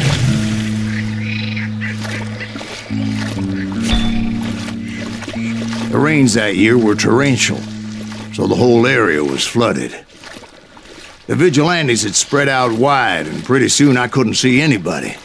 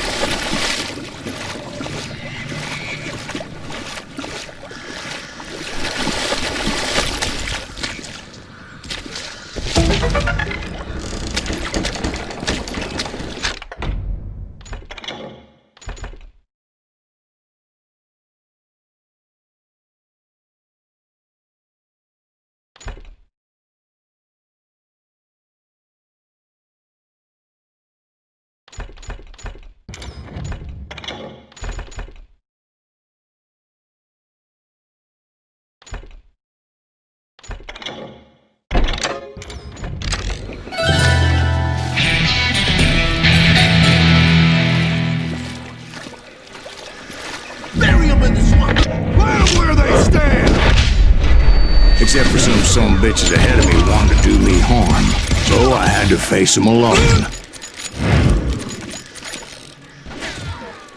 I wondered why my compatriots didn't come running when they heard the shots.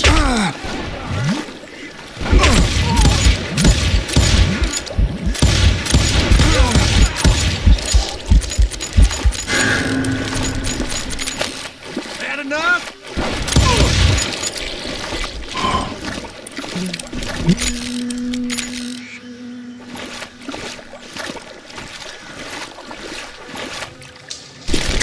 So did you find the Daltons? Not yet, but I did have the questionable pleasure of meeting a few of their friends.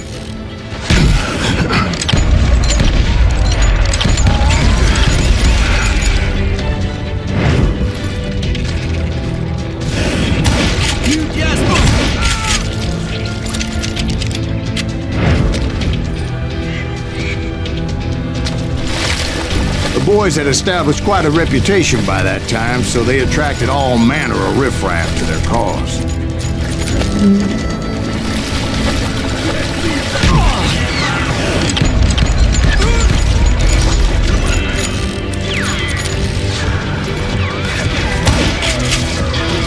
Put a bullet in it.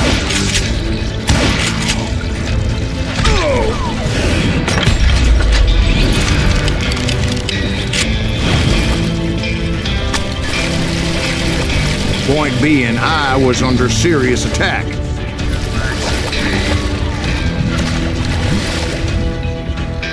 ready for a touch?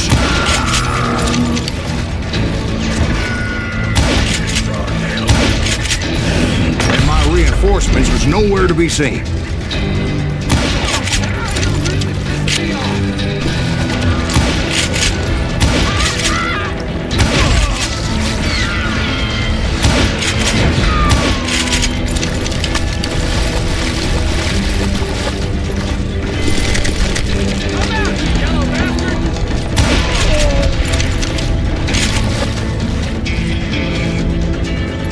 You're dead!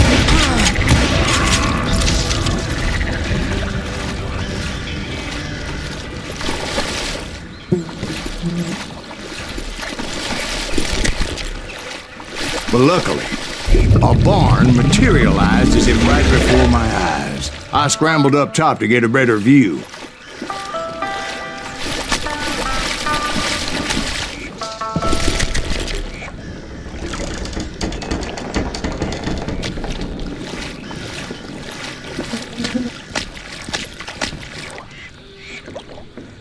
But just ended up falling inside. So, how did you get out? The barn doors was open. About right then, I saw some suspicious characters running through the bushes. Of course, I followed them. But that goddamn swamp was like a goddamn maze, and pretty soon I had no goddamn idea where I was. Steve? So I just started walking, and pretty soon Oh.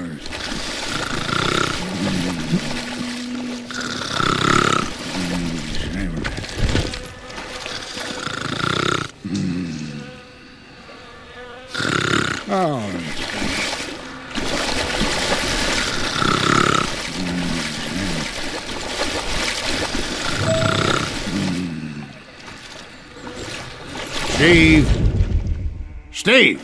Huh? Oh, no, I'm listening. Indians surrounded me from all sides.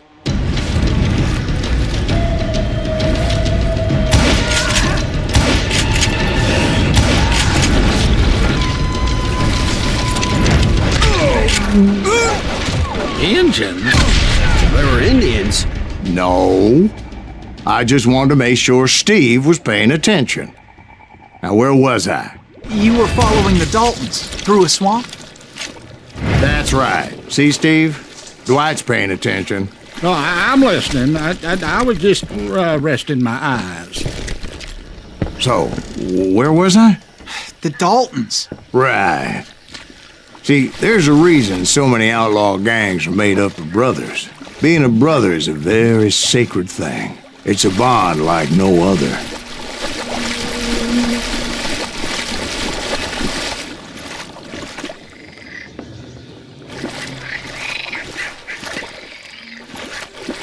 Bounty hunters! Stop that, son man! So did you ever find the damn Daltons? Not yet, but I did find a few of their cousins. You Kansans breed like rabbits. More Smiths or Heimhoffers or who knows what. But hell, what's more important than family? I bet Ben knows what I'm talking about.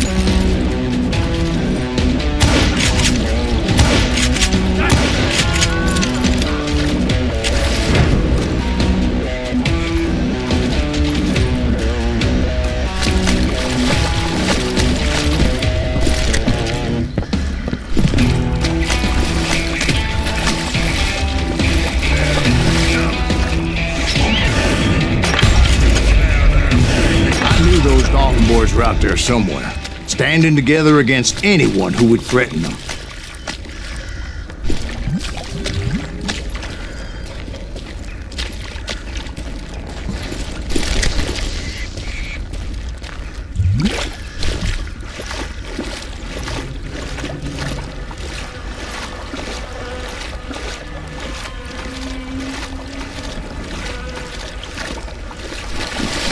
That's when I saw it. A goddamn steamboat.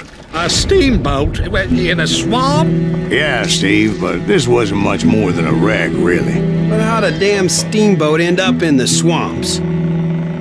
Guess it floated off during the flood of '89. Now, was it a stern wheeler or a side wheeler? What? Does that really make a difference, Steve? It was a steamboat with a goddamn army on board.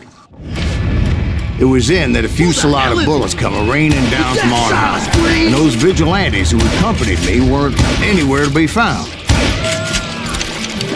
But among those men that were shooting at me, I thought I saw some familiar faces.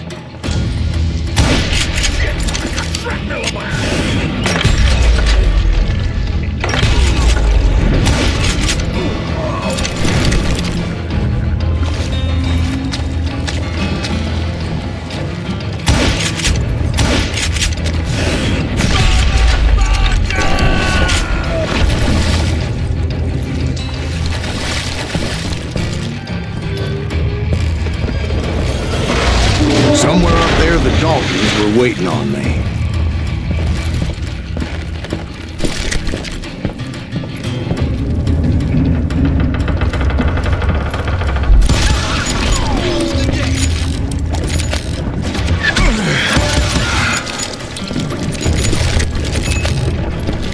Sounds like you don't give up too easy.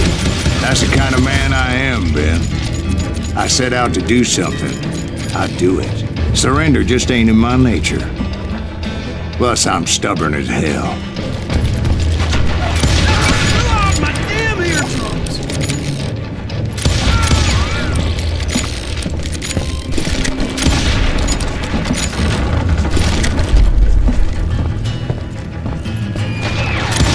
Come on! Kill him!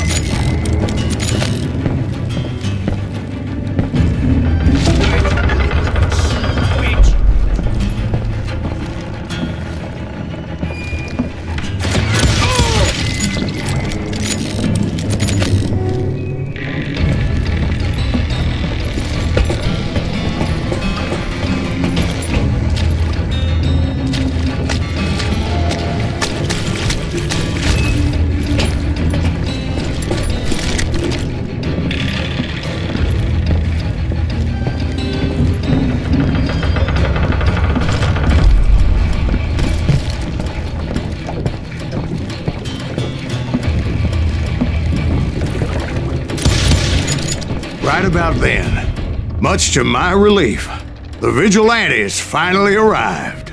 Their leader motioned at a cabin in the middle of the top deck, pointing me directly at the Daltons. I finally had them, after months of dogged pursuit. But it turned out that they had me. Take him out! I'm sending you to hell!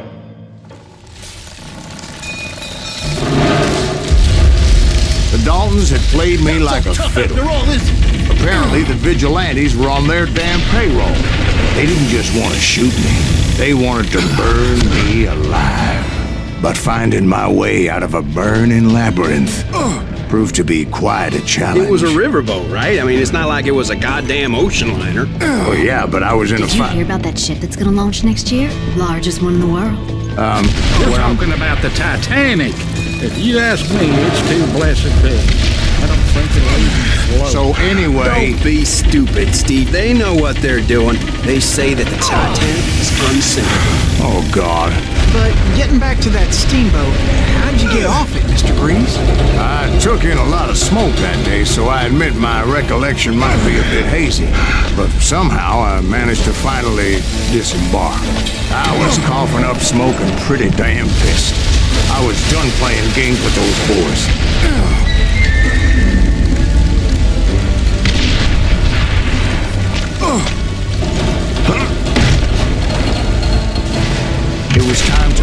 this once and for all.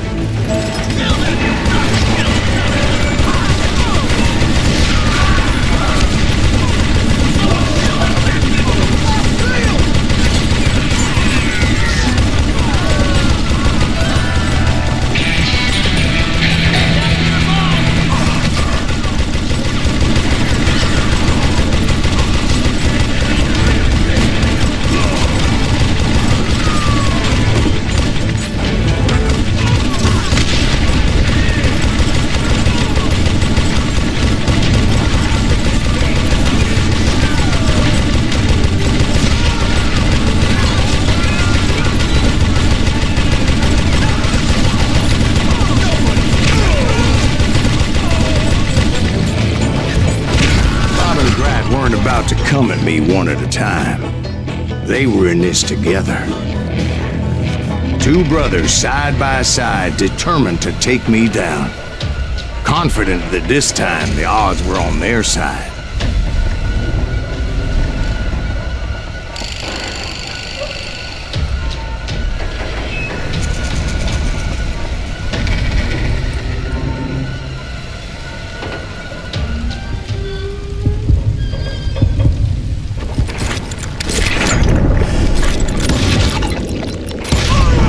They got it wrong.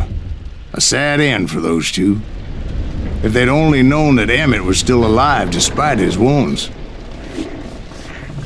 Paroled 14 years later, he moved to California and sold real estate and lived off the legend of that fateful day.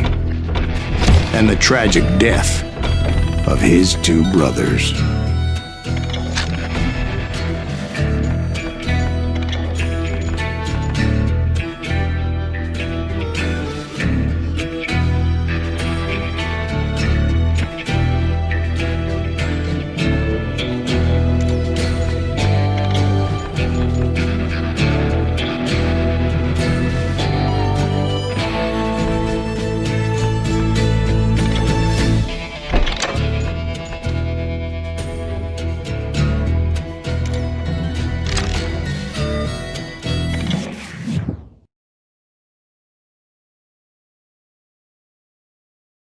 My own brothers died tragically as well, truth be told.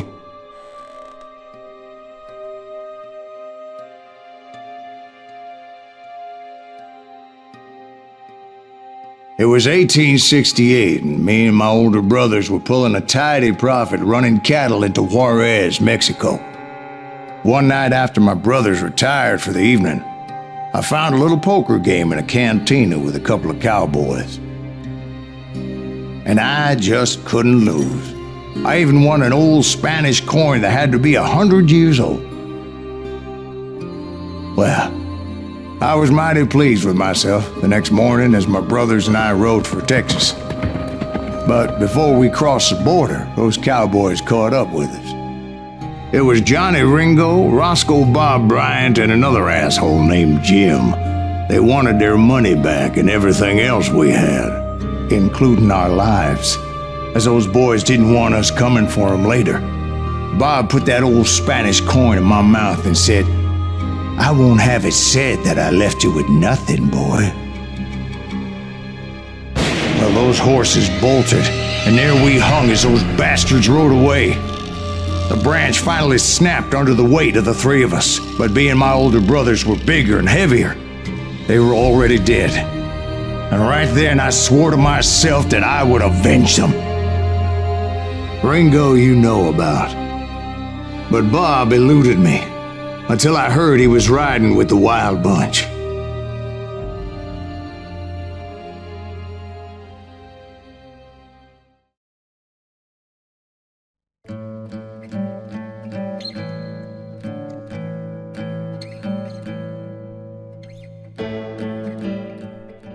I'd been on their trail for months, ever since they left their hideout in the Bighorn Mountains.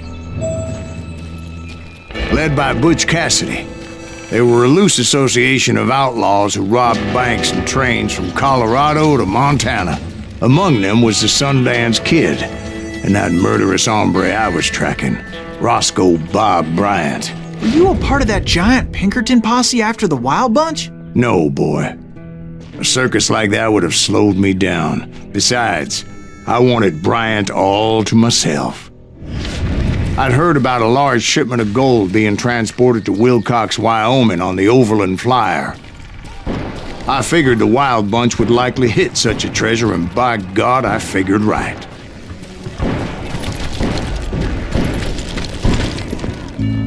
They blew the bridge with the intention of forcing the train to stop.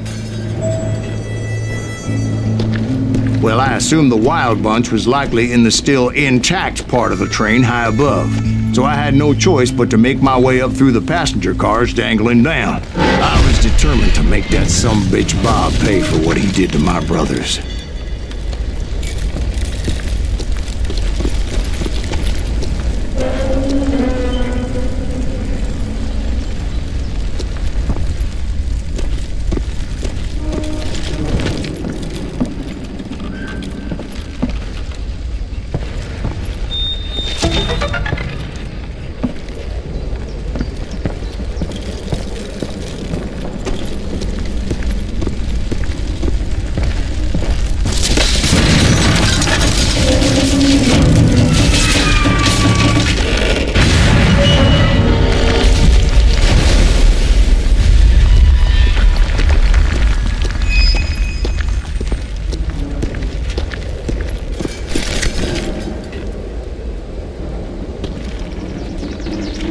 I found the device they used to blow the tracks, so I knew I was headed in the right direction.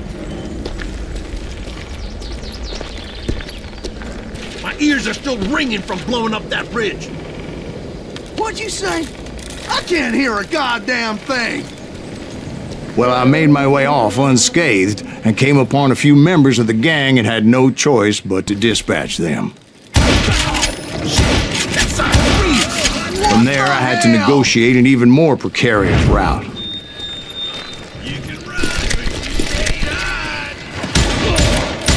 But first, I would need to get my ass out of there.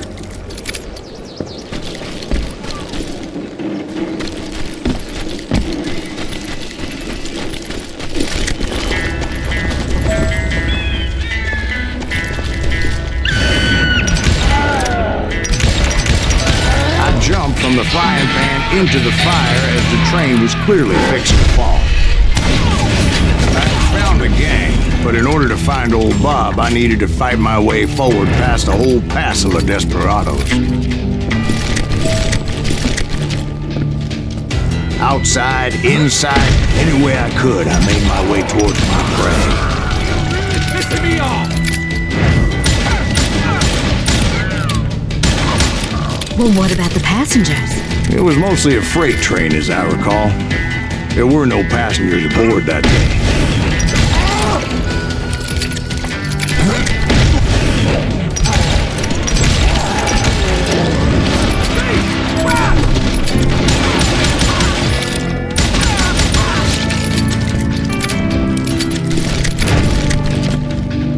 As I mentioned before, I am not fond of heights. But I was too busy dodging bullets to worry about falling to my death. Odds were I was likely to die that day anyway, so I was determined to take down as many of those bastards as I could.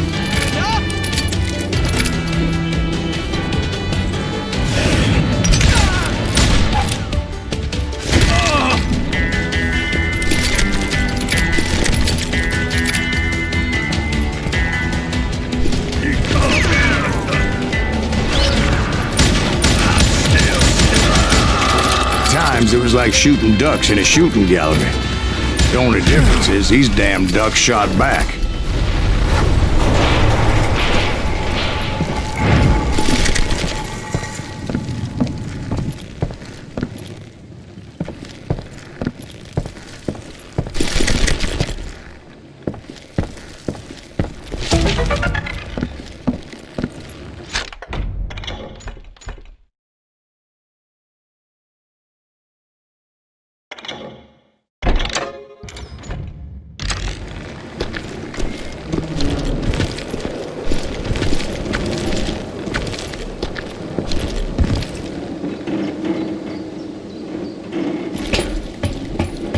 I kept hoping the law would show up and give me a hand. You mean like that giant Pinkerton posse that I read about? Did they come riding in, guns a-blazing to help?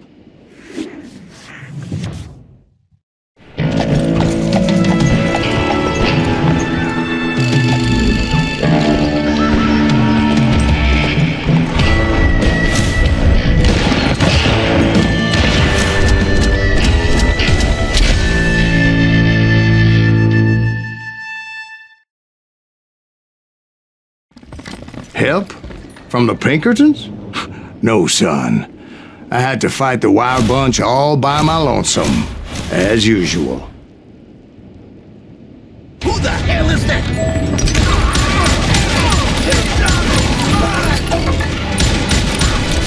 Take cover! Retreat! Retreat! He's killing everybody! They'll kill us all!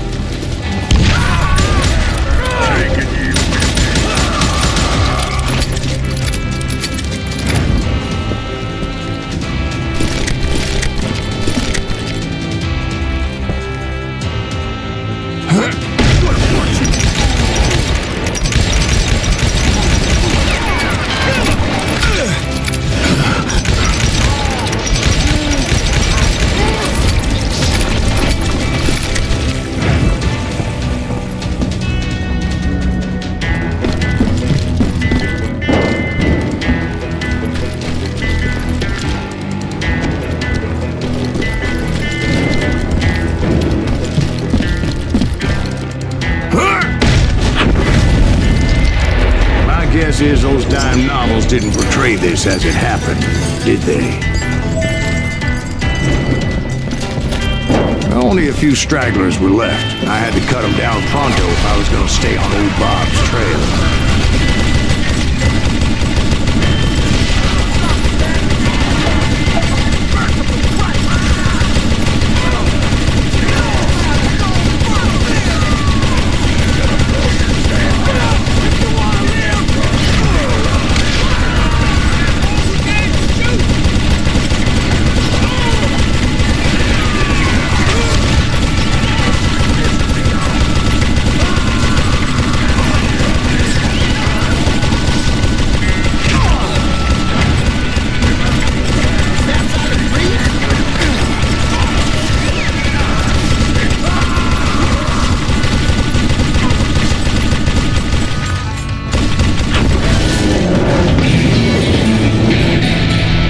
Once I silenced all those guns, I went searching for my nemesis, determined to finally have my justice. But the only survivor who welcomed me was George Flat-Nose Curry. Who was he? The fastest gun in the gang.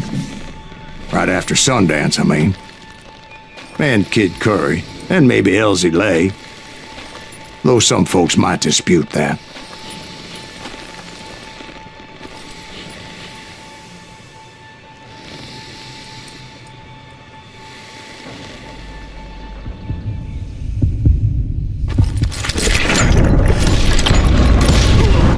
On that very same day, Butch Cassidy and the Sundance Kid decided to leave the Wild Bunch behind and decamped for South America.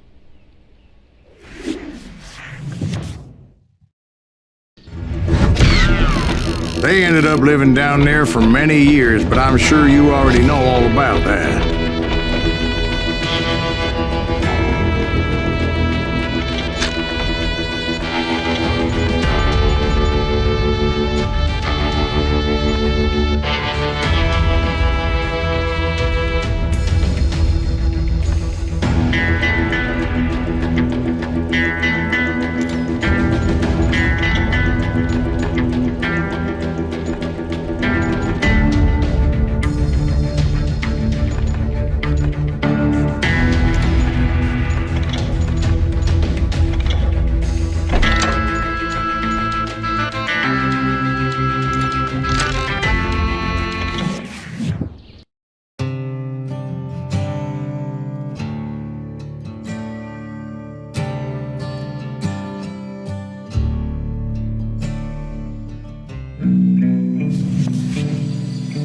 I tried to find Bob Bryant, but it was as if he'd disappeared. Sometime later, I heard the Wild Bunch was back together. Kid Curry escaped from jail, and now he was running the whole shebang. So I took to their trail, as I was still in pursuit of my brother's killer and hoped that he was back with him.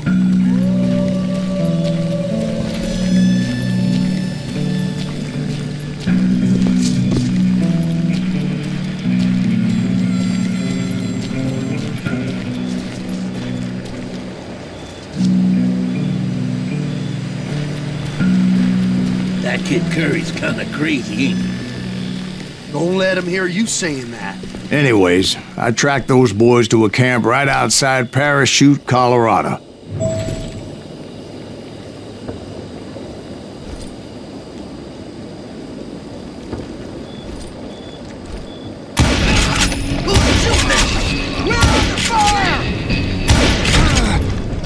Being outnumbered, I didn't bother with a warning shot.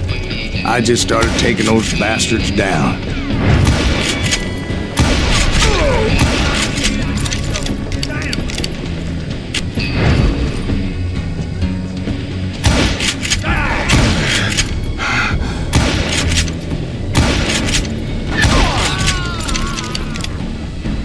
Old Bob wasn't among them, and neither was Kid Curry. I could sense him close by, however, plotting something nasty. I just needed a clue as to their whereabouts.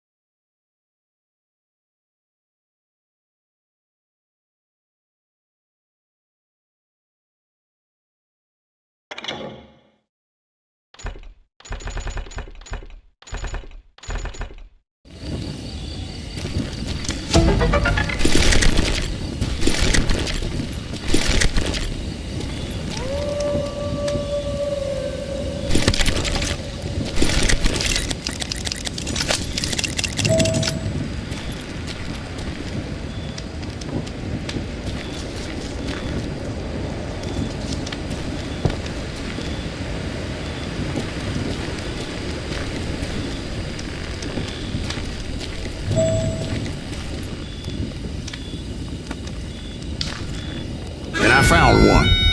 A map with their bold plan clearly marked. This time they were fixing to blow up a train trestle. Property of the Union Pacific.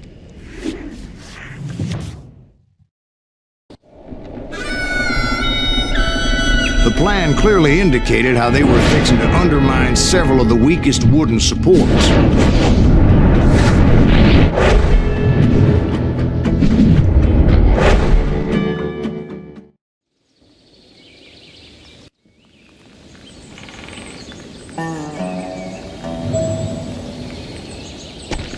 Kid Curry was considered the wildest of the Wild Bunch. It was said that he fathered 85 bastard children, though some say it was only 5.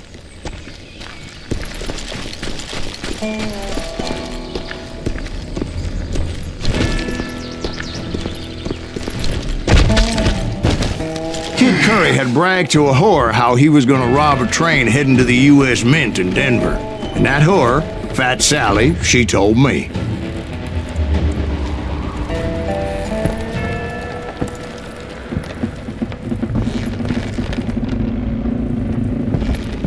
The bridge was rigged with dynamite, so I decided I'd best be careful confronting those bastards.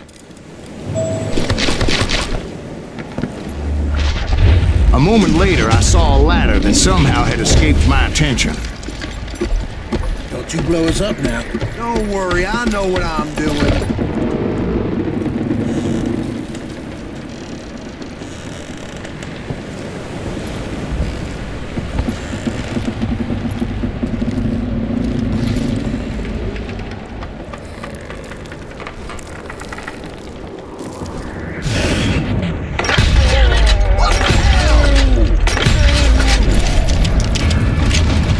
But the Wild Bunch did not take kindly to my presence and attempted to blow my head off. It appeared the kid had found a number of new recruits to bolster their ranks. Guess there's always desperate men willing to trade their lives for stolen treasure. What happened next? Well, having removed the first bundle of dynamite, I decided I might as well remove the other one. Once that was done, I figured I'd find my way from there.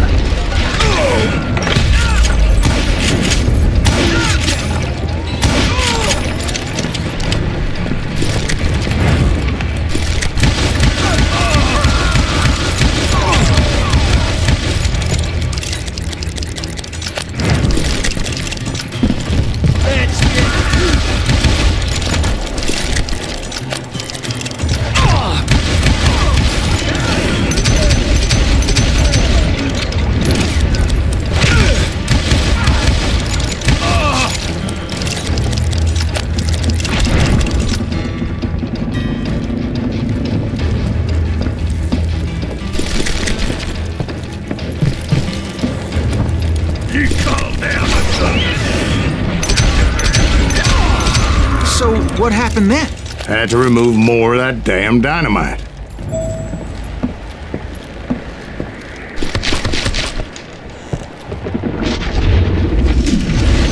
It must have been terrifying trying to make your way across. I was sweating it a bit, but then I noticed a footbridge tied up on high, so I shot the rope.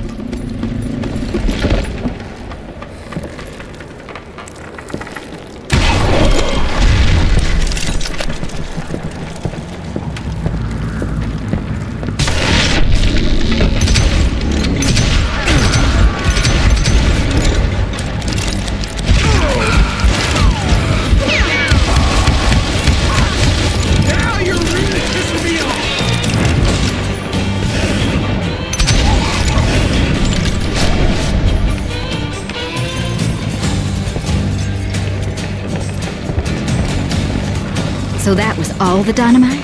Funny you should mention that, darling. As actually there was a fourth charge impeding my progress. Once I removed it, my path was pretty clear.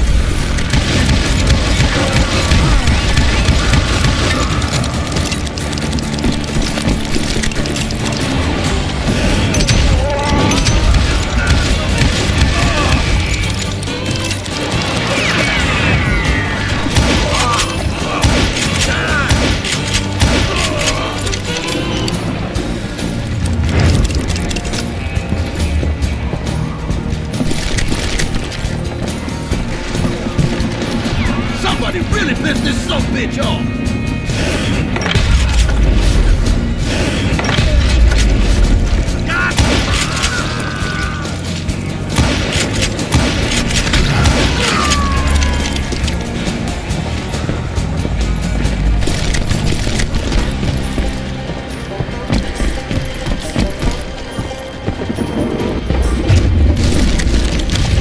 So I proceeded onward.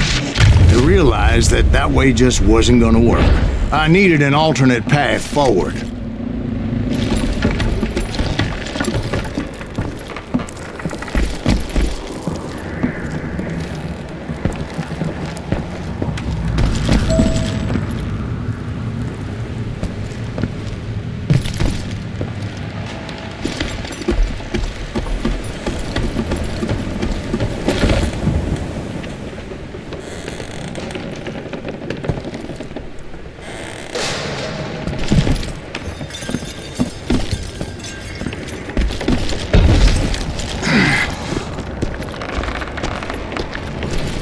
Luckily, I found a cave, and as I made my way back to the bridge, I saw something that concerned me. It was a long burning fuse, and it was moving fast as hell. I had to catch it.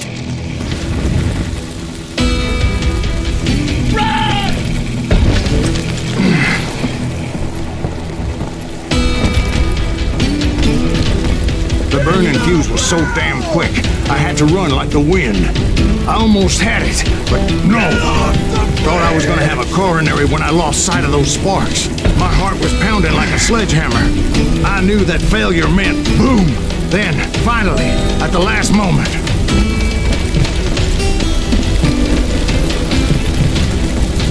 Whew. Of course, I was successful, or clearly I wouldn't be talking to you folks here today. Naturally, I removed the last dynamite charge.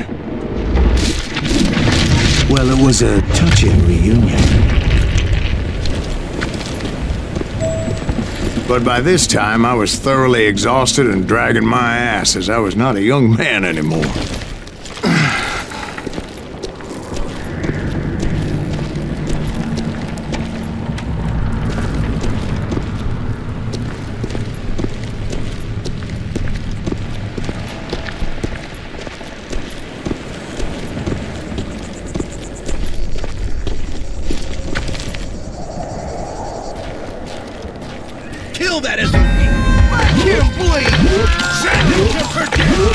Finally, I found those boys. Or more precisely, they found me. Thanks, Did Curry ask me? Not even.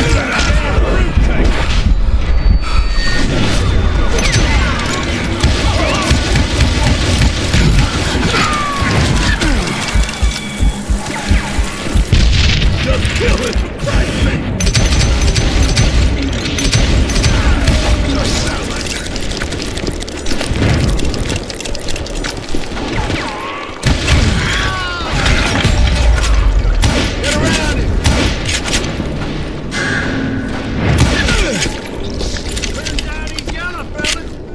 Just when I thought things couldn't get worse, Kid Curry opened up on me with a goddamn Gatling gun. It was hidden in this tunnel and pretty well shielded.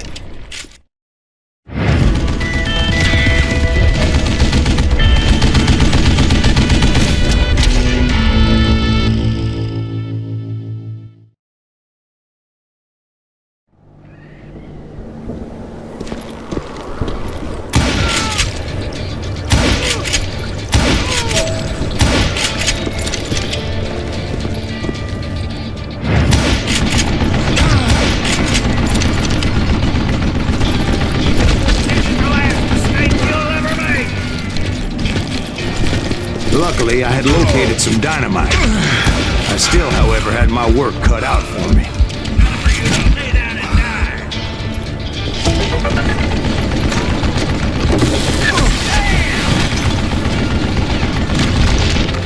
Stand still so I can kill you!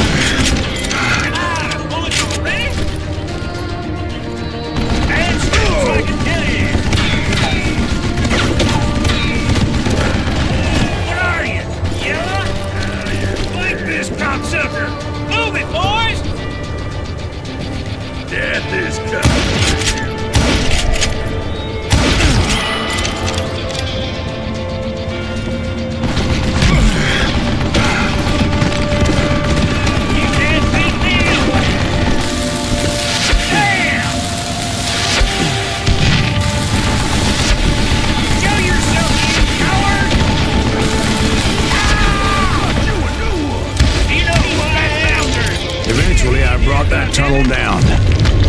And that's when I met Kid Curry himself. He had decided to stop pussyfooting around and deal with me personally.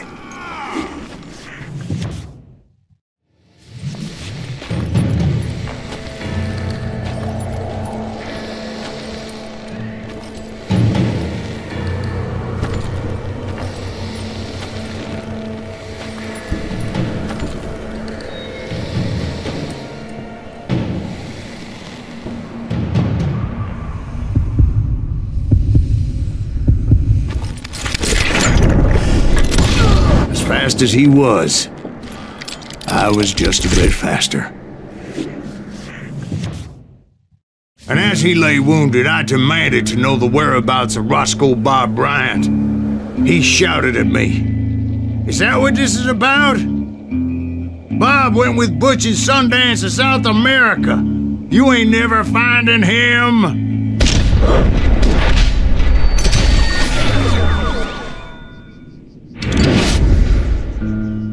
Those were his last words.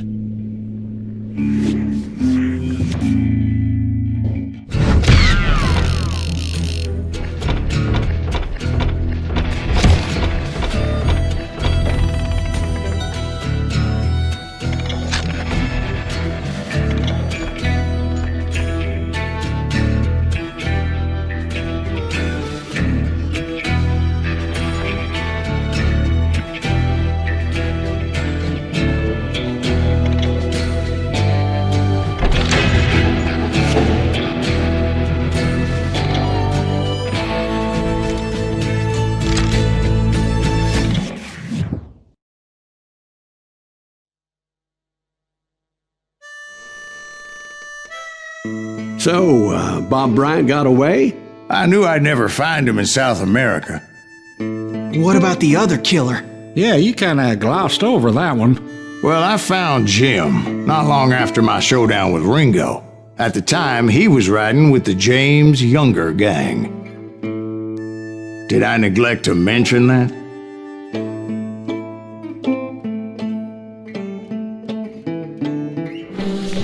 Jesse James?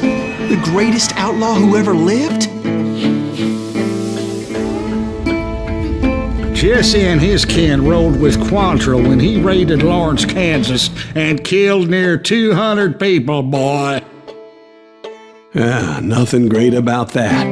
And from there, him and his brother went on to rob banks and trains from Kansas to Missouri. Which is why there was such a rich bounty on their heads. 40 grand for both of them, dead or alive. That's one hell of a payday.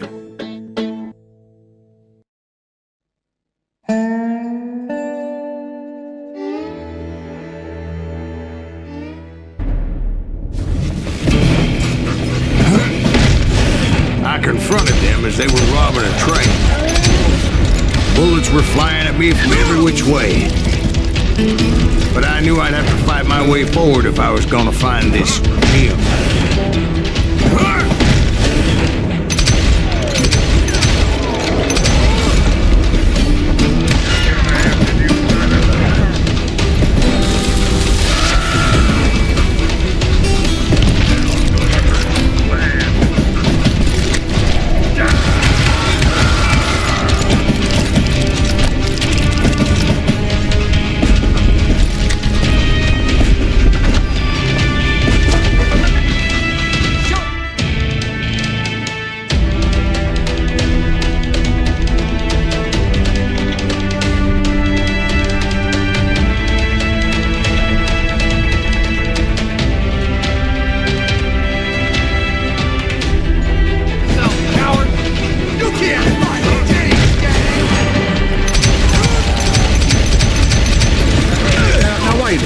How'd they stop this train in the first place? Well, the James boys were experts at this.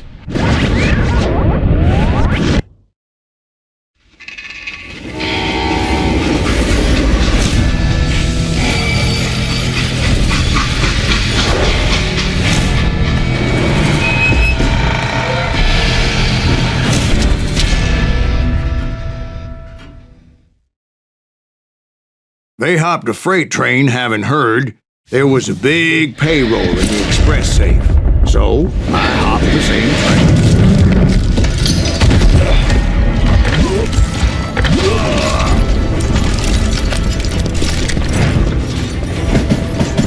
The James Younger gang was decimated after that little fiasco they had in Northfield, Minnesota. So Jesse needed more men and took on the killer I was after, along with a host of others. I was hoping to find my man and put a bullet in his head. Climbing around that train, I must have swallowed 100 damn bugs before I reached James that... Younger gang pulled the first train robbery west of Mississippi. Sounds like you hold them in high regard. Everyone knows they were the most famous outlaw gang ever. And you took them all on by your lonesome. Again. I'm finding this all a little hard to swallow, friend. Well, maybe you need to wash it down with some whiskey. By the way, did I mention that that train was flying down those tracks like a bat out of hell?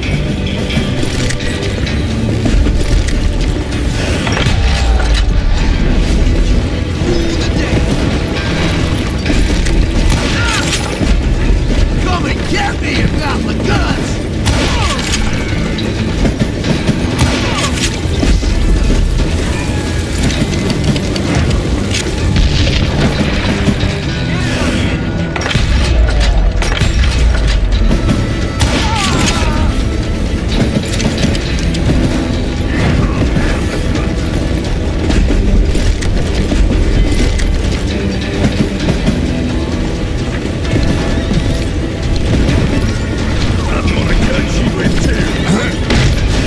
Anyway, excuse me, Ben.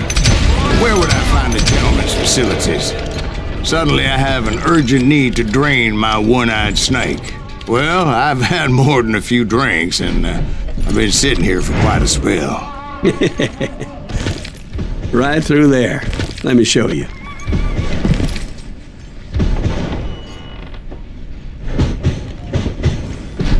I never heard so much malarkey in my life.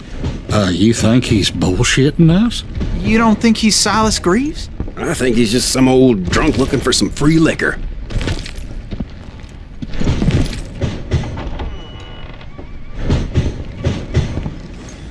I don't know, Jack. I think I believe him. You don't think he met Jesse James? Oh, you gotta be kidding me. That story makes no sense at all. Jack. I mean, you gotta be 2 bricks short of a load to believe that cock and bull story. I don't agree. Jack, lay off the But bar. you seriously think that tired old man went toe-to-toe with Jesse James? Well, that's better. Coming back. Did I mention that this Jim was married to the infamous Belle Starr?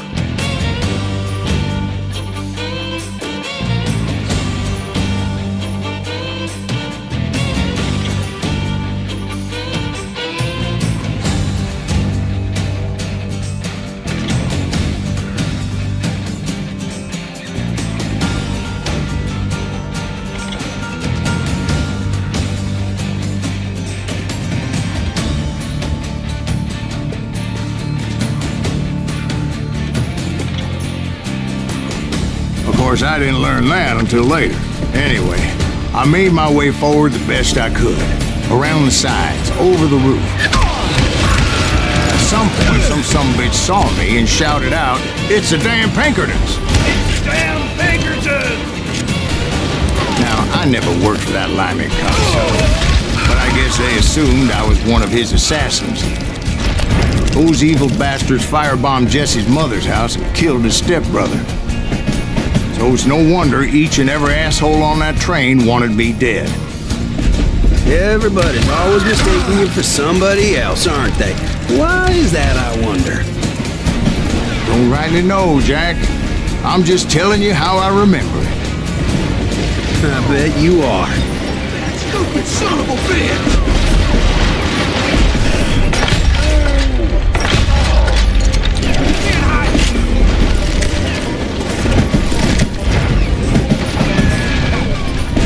You don't want to mess with us!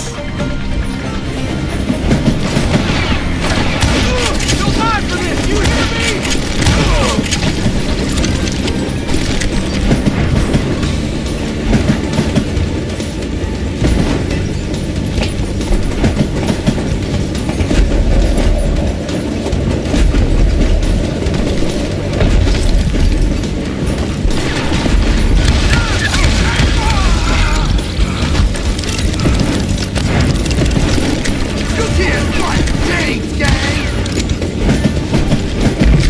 came across a flat car piled high with logs and had to come up with a creative way to make my way forward.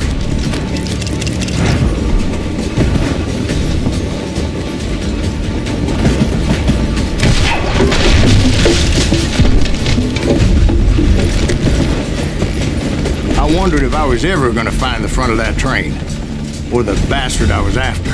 Right about then, I was attacked by some asshole on a Gatling gun. Yeah, seems like you run into a lot of them. Asshole? Gatling guns. Yes, I did. Now, I don't remember how I took it out. It was either a bullet or dynamite. Where would you find dynamite? Does it really matter, Jack? You're messing with the flow of the story here. God damn, this takes a while.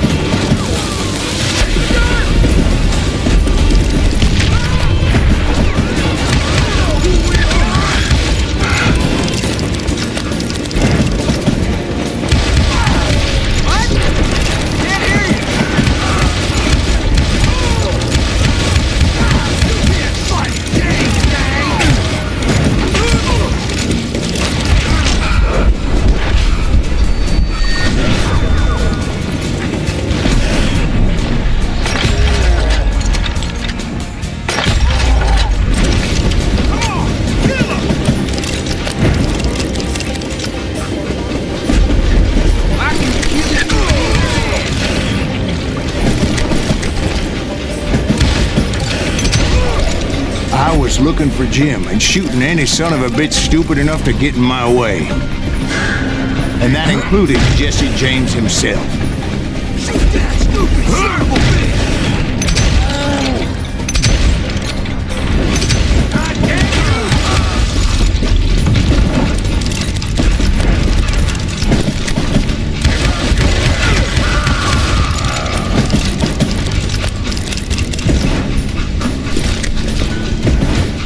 There sure were a lot of men determined to die that day.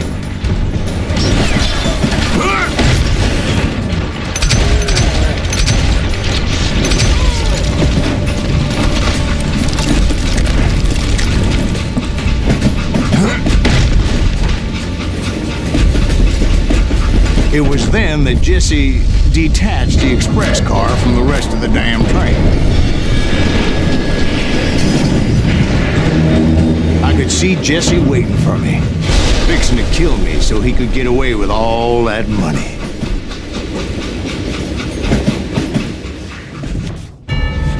You had a showdown with Jesse James?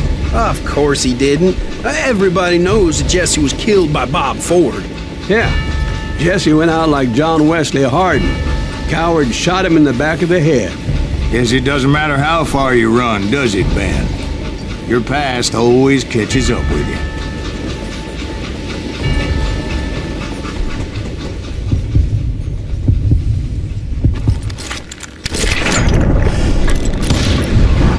Yeah, I didn't kill Jesse James. Just wounded him bad enough to convince him to hang up his guns. What about that Jim fella? What happened to him? I figure he was up front with a gun to the engineer's head. That bastard slipped away again. I'll tell you how I got him. But first I need to wet my whistle.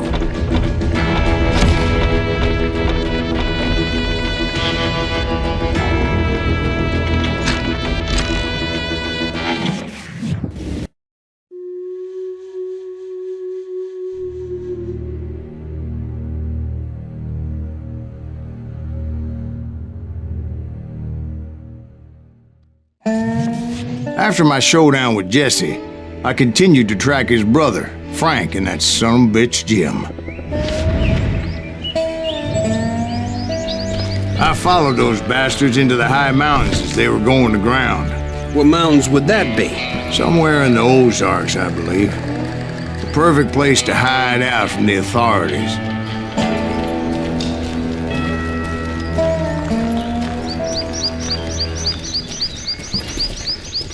In fact, before I could find them, some Indians who fled the res and were hiding out from the military found me first. They probably thought I was a cavalry scout and didn't want me telling the military where they were. Indians? They could have been Cheyenne, but there was all sorts of renegades roaming the landscape back there.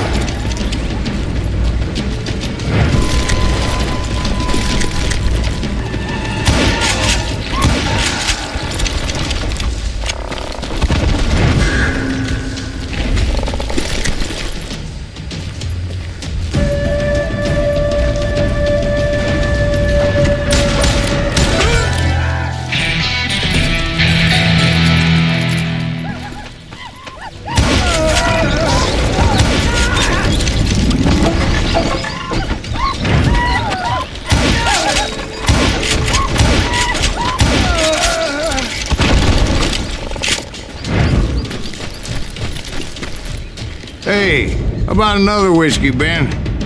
Nothing better to soothe the troubled soul.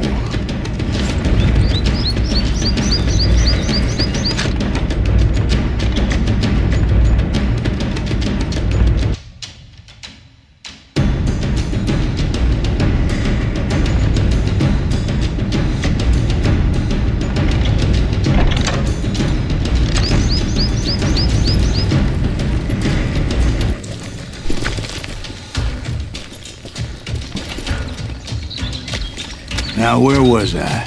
Indians, right. I had more than my share of run-ins with the red man. Like that time... Did I tell you about Grey Wolf?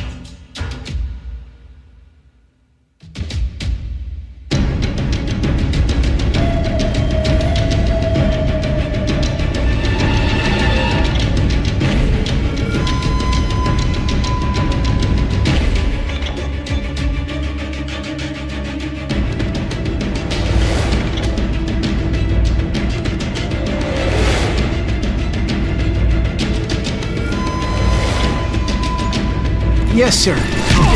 Ah, of course I did. In fact, I can still remember that old medicine man's words to me.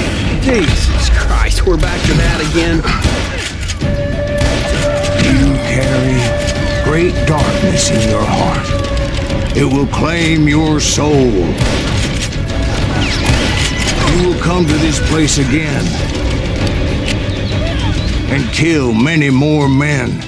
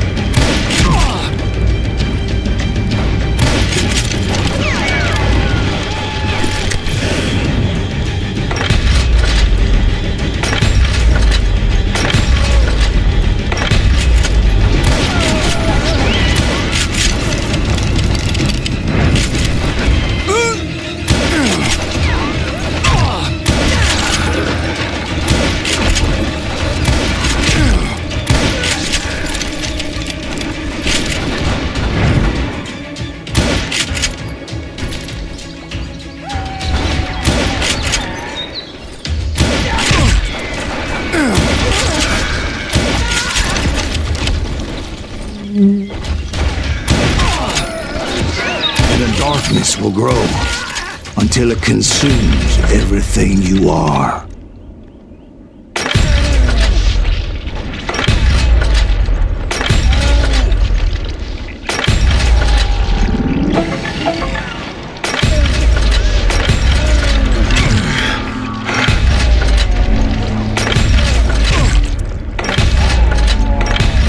So, did you ever find him? The man you are after? Let me ask you something, Ben. You ever think about death? Mr. Greaves, are you all right? Ooh, death. Oh, death. Oh, Won't you spare me over till another year? What is this that I can't see? With ice cold hands taking hold of me.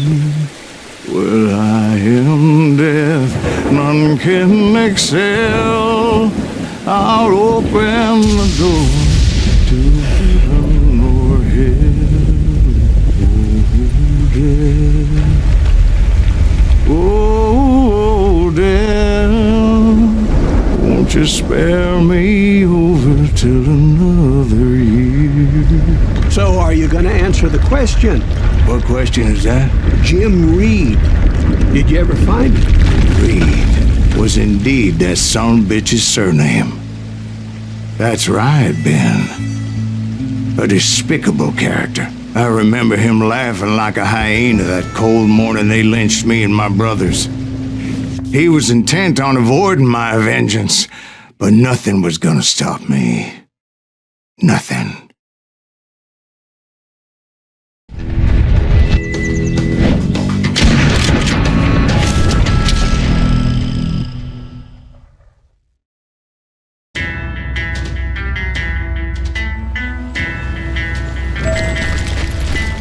I finally did track those outlaws down. They had long rifles with scopes and were well positioned to pick off any poor soul who came anywhere close.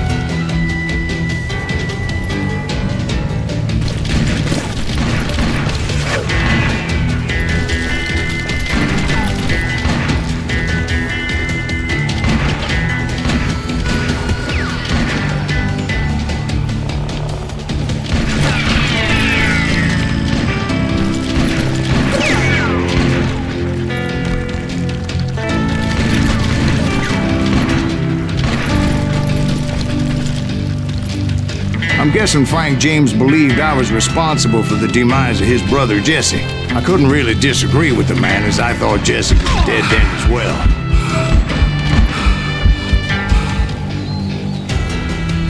He backed off as I closed in on him, but he was still intent on killing me. And when I closed in on him again, he backed off again, looking for a better angle on me.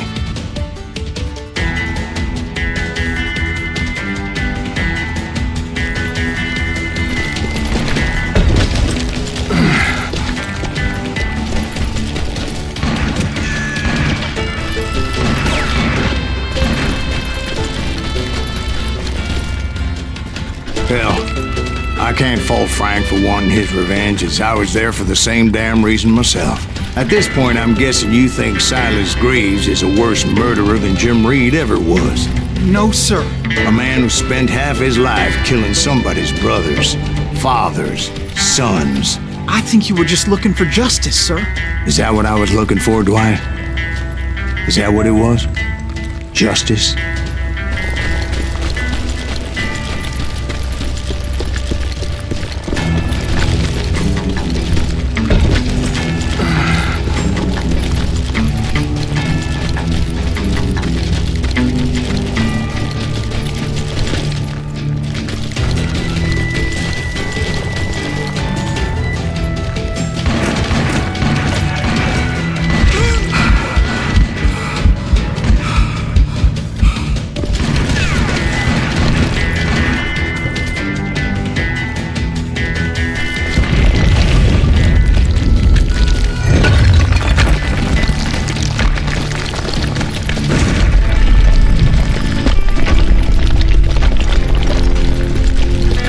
Isn't that why you were hunting the James gang? The James gang. Right. I finally found Frank holed up in his mountain cabin, and he was determined to have me dead. It was a pitched battle that could have gone either way. Luckily, I had some dynamite in my possession. Dynamite? on your person? A few sticks, just in case. It's always good to be prepared. Right. I'm just laying out the facts as I remember them, Jack.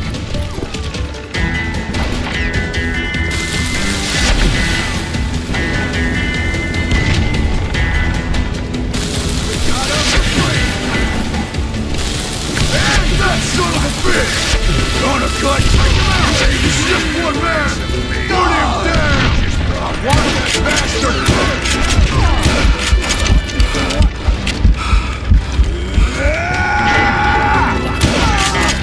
Come here!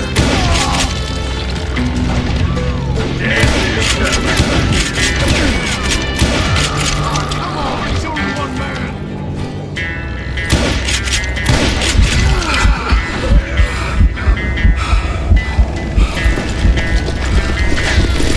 Blow your damn head off!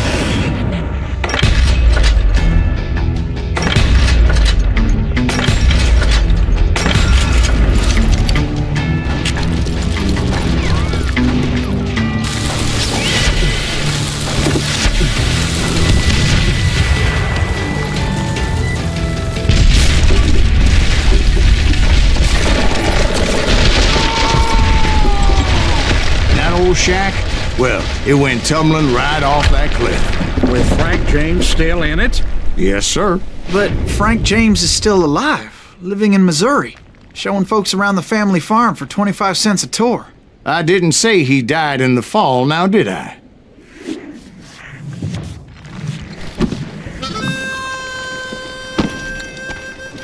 I'm done with this damnable outlaw life! Kill me, don't kill me, do what you will! At this point, I just don't give a shit! I explained to Frank that I had nothing against him personally and that I was looking for someone else. You want Reed? Have at him! I never did like that bastard! I am done here!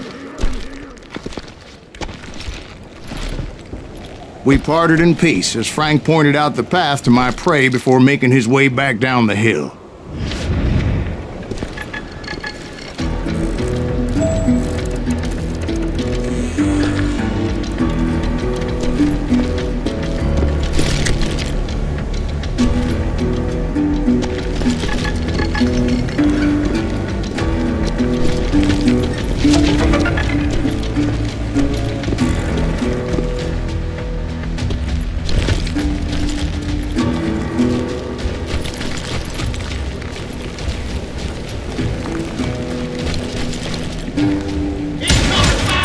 What happened with Reed? Well, I finally found the last of the gang hiding in a nearby cave. First, I had to dispatch the lookouts. But I was determined not to let that murderer escape my revenge again.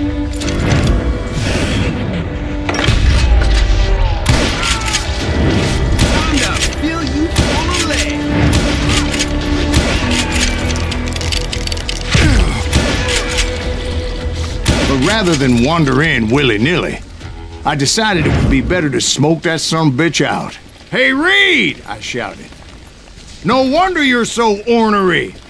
Can't be easy being married to Belle Starr.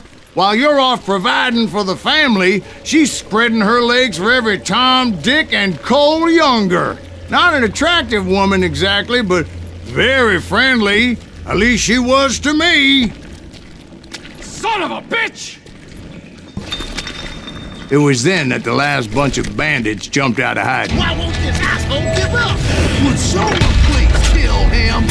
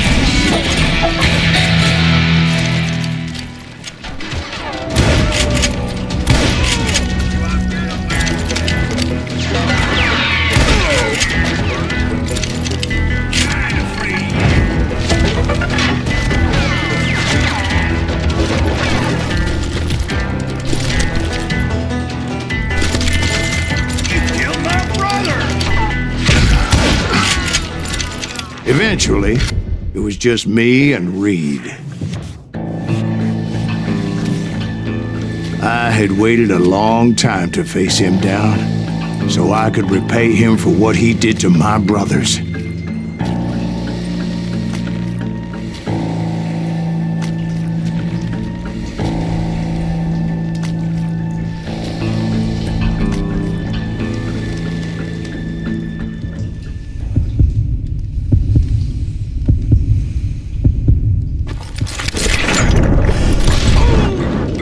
And repay him I did.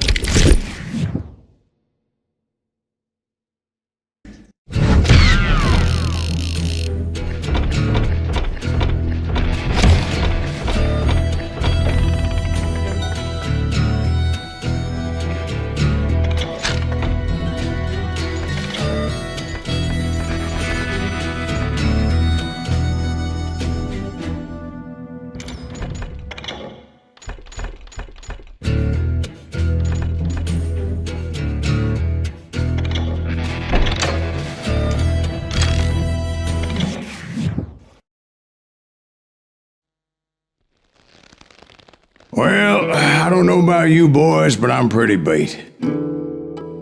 Well, it's too damn bad you never found that Bob character. Seems a shame you never had to pay. Well, funny thing about that, I did have one more chance at him.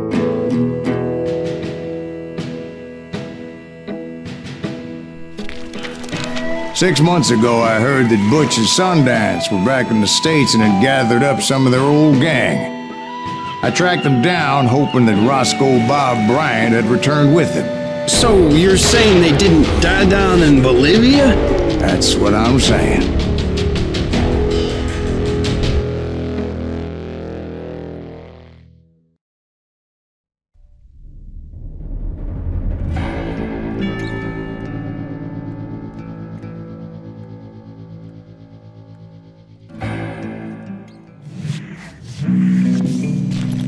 "40 years I had waited to get my hands on the last of my brother's killers. Not even an army of demons could have stopped me now.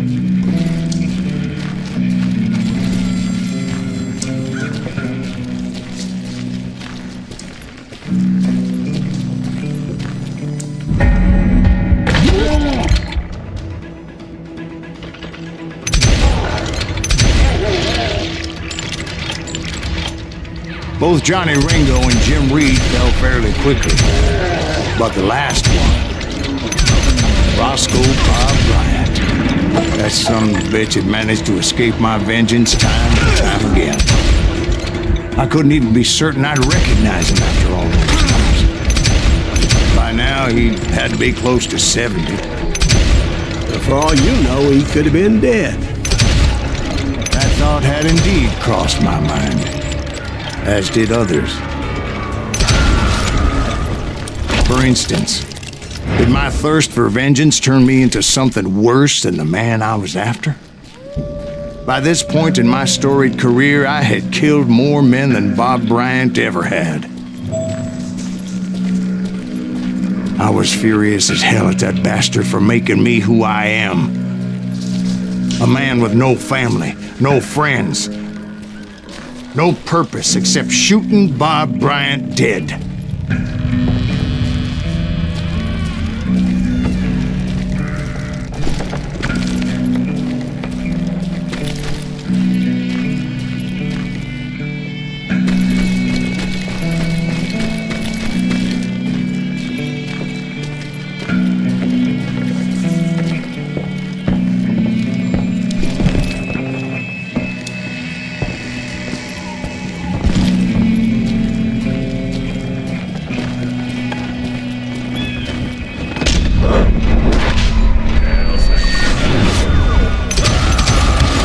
Nothing could stop me from taking his life. I'd been after that killer forever, from the time I rode with Billy the Kid.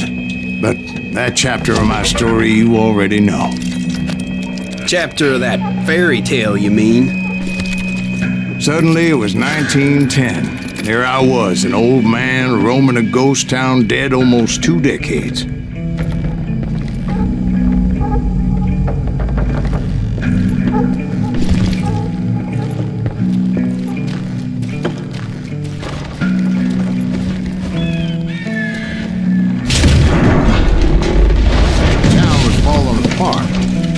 just like me.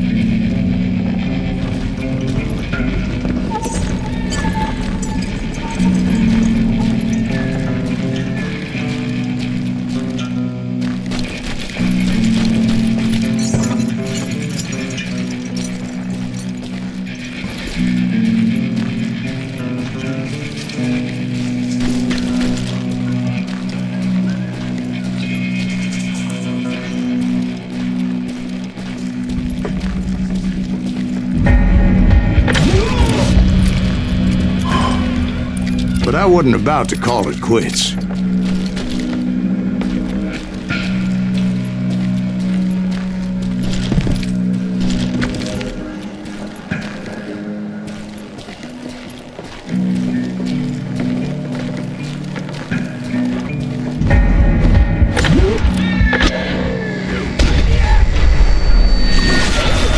Even though the ghosts of my dead brothers were begging me to end what I started so long ago. Mr. Graves, are you all right? Would you like some water? The Wild Bunch knew I was there. They were after a treasure they had hidden before they fled, buried in the grave of a dead amigo. Some folks think the town is haunted, so they figured there wouldn't be many people poking around.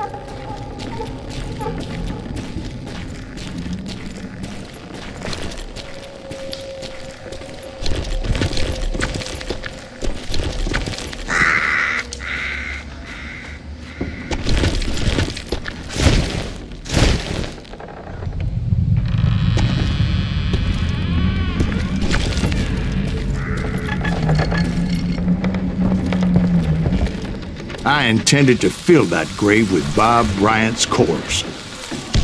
But like I said, the bandits knew I was on to them. They lured me in and hit me with everything they had.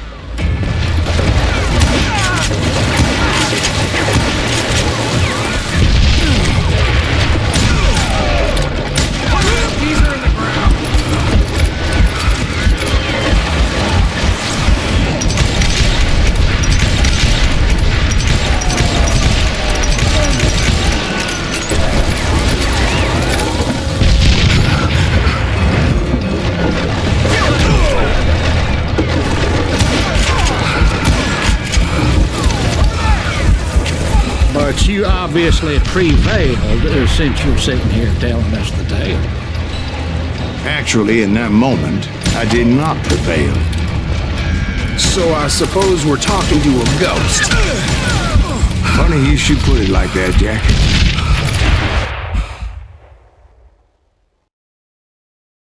Because when I woke up... From the dead? There was silence all around me.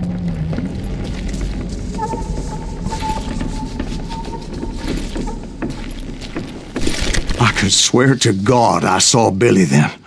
Billy who? Billy the kid. William Bonney. He was shooting at me from a rooftop.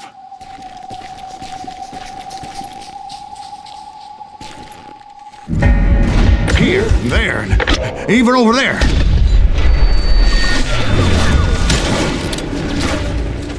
So I am right. You are touched in the head. Mr. Graves, perhaps we should switch you to coffee? You see that old Indian again, too? No, but I did see Billy's killer, Patrick Floyd Garrett. He came at me guns a-blazing. But I knew that old war horse had died 2 years before. I wondered if maybe I was dead too and confronting the ghosts of my past. Perhaps all my sins were coming back to haunt me and drag me down to perdition.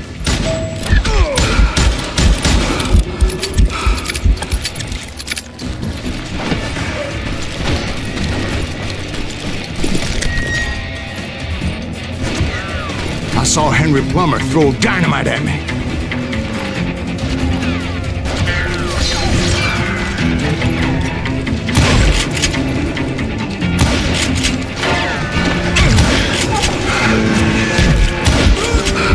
Gates of the cemetery, I saw John Wesley Hardin, just like I remember him.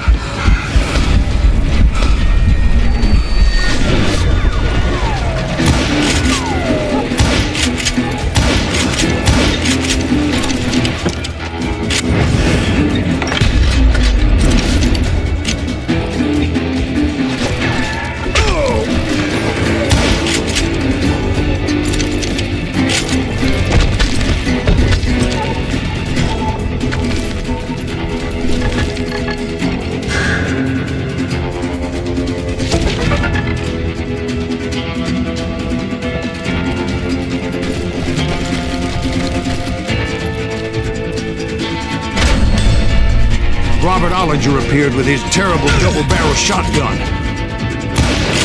But no ghost army was stopping me. My father-in-law got hit with a fallen branch. He spent the rest of his life talking to dogs.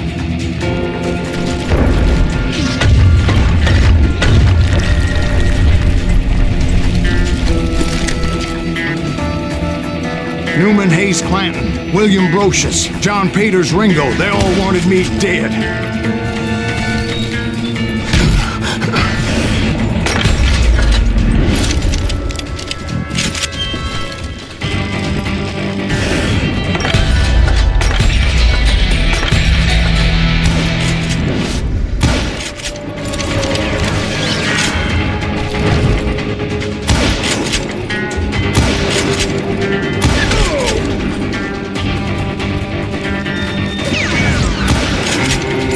Brothers, Robert and Grattan, guardians of the Garden of the Dead.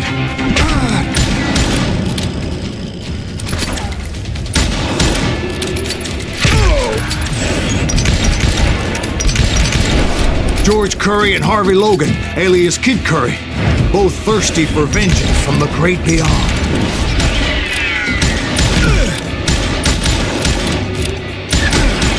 Jesse, Woodson, James, and Jim Reed. Each one deader than the next. I thought I would go crazy. Thought?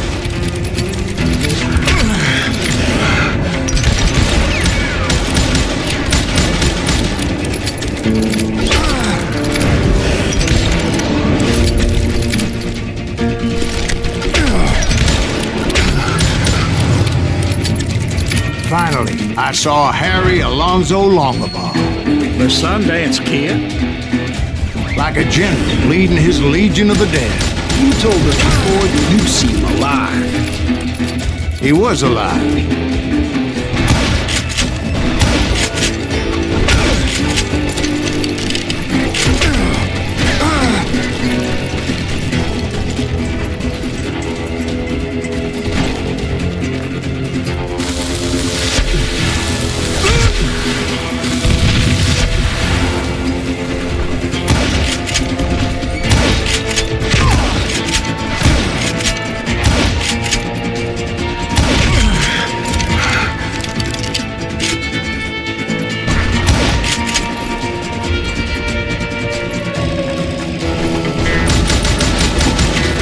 Voice called to me from afar. It was Robert Leroy Parker, a.k.a. Butch Cassidy, coming at me from out of the fog. Thanks for taking care of that bastard.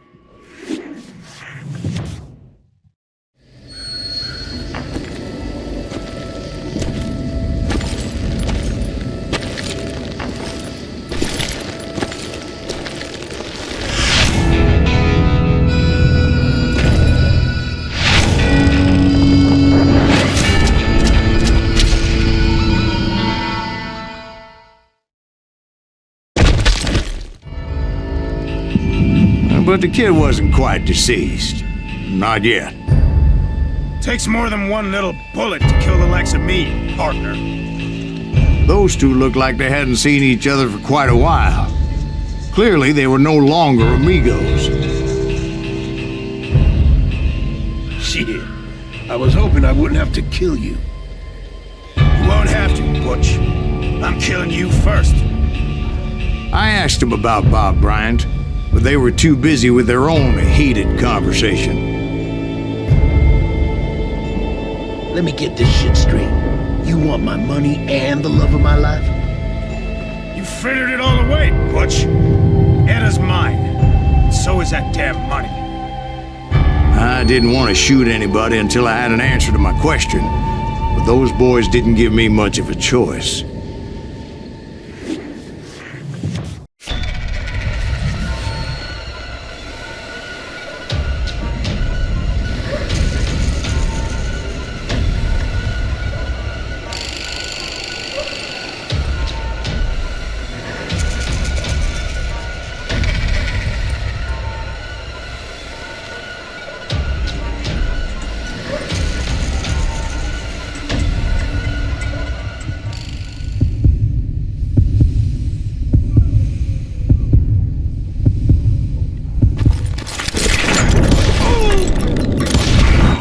Butch Cassidy and the Sundance Kid died there in that cemetery not 6 months ago.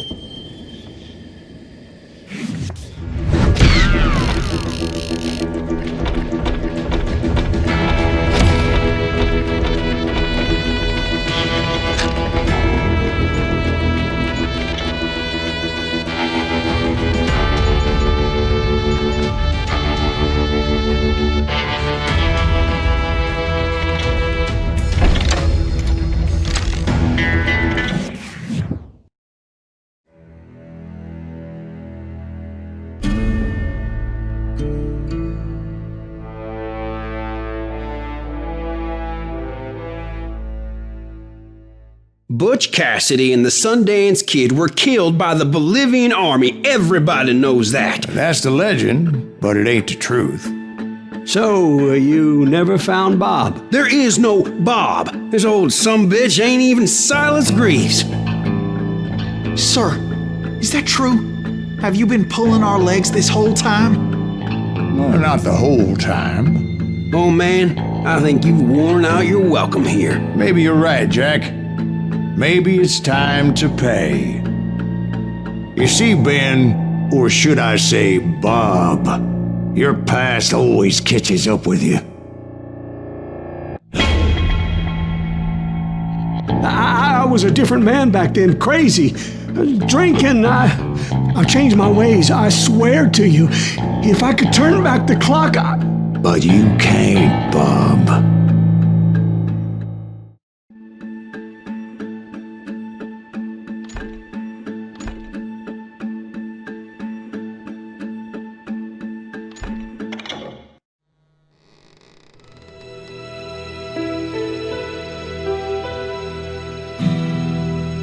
Why'd you toy with me like that? Telling those tales, knowing all along. Why not just lay your cards on the table? Here. I won't have it said that I left you with nothing. That's how you want it? So be it. Holy shit! Right, Molly, move against that wall. Go!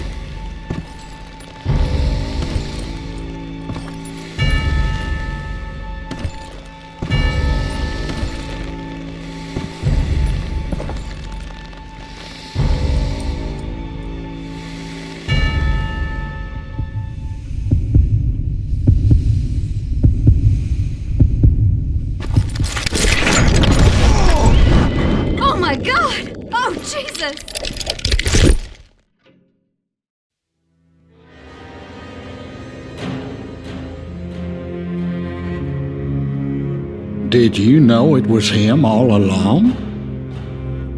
Cassidy told me Bob was in Abilene before he died. But I wasn't sure Ben was my man until he revealed how much he knew about Ringo and Reed. The coin, of course. Well, that was the last nail in that particular coffin. I better go get the sheriff. You okay, boy? You're looking mighty shook up. Dwight, maybe you best go home. Young Eisenhower here is leaving for West Point tomorrow. He shouldn't get caught up in something like this. I think I might head out myself at this juncture. Unless you want to stop me, Jack. No, sir, Mr. Greaves. So where you going now? Now that you had your revenge? Doesn't really matter, does it? As I've sold my soul for it, and will never again walk with those I have lost.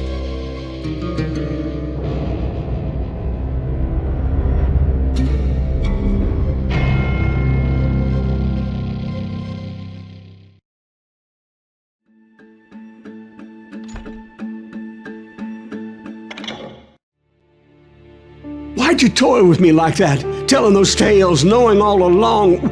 Why not just lay your cards on the table? Wanted to suss you out, Bob. See what kind of man you turned out to be. Maybe prod you into drawing on me. See, all those years on your trail turned me into a killer.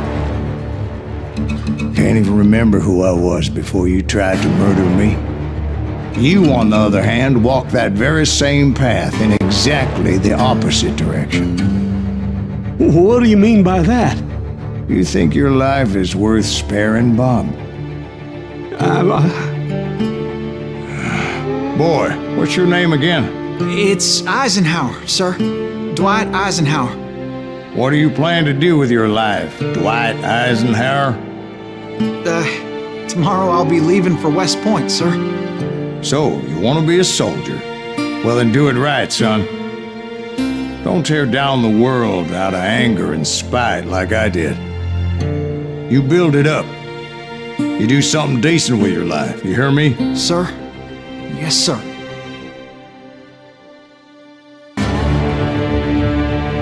I won't have it said I left you with nothing, Bob.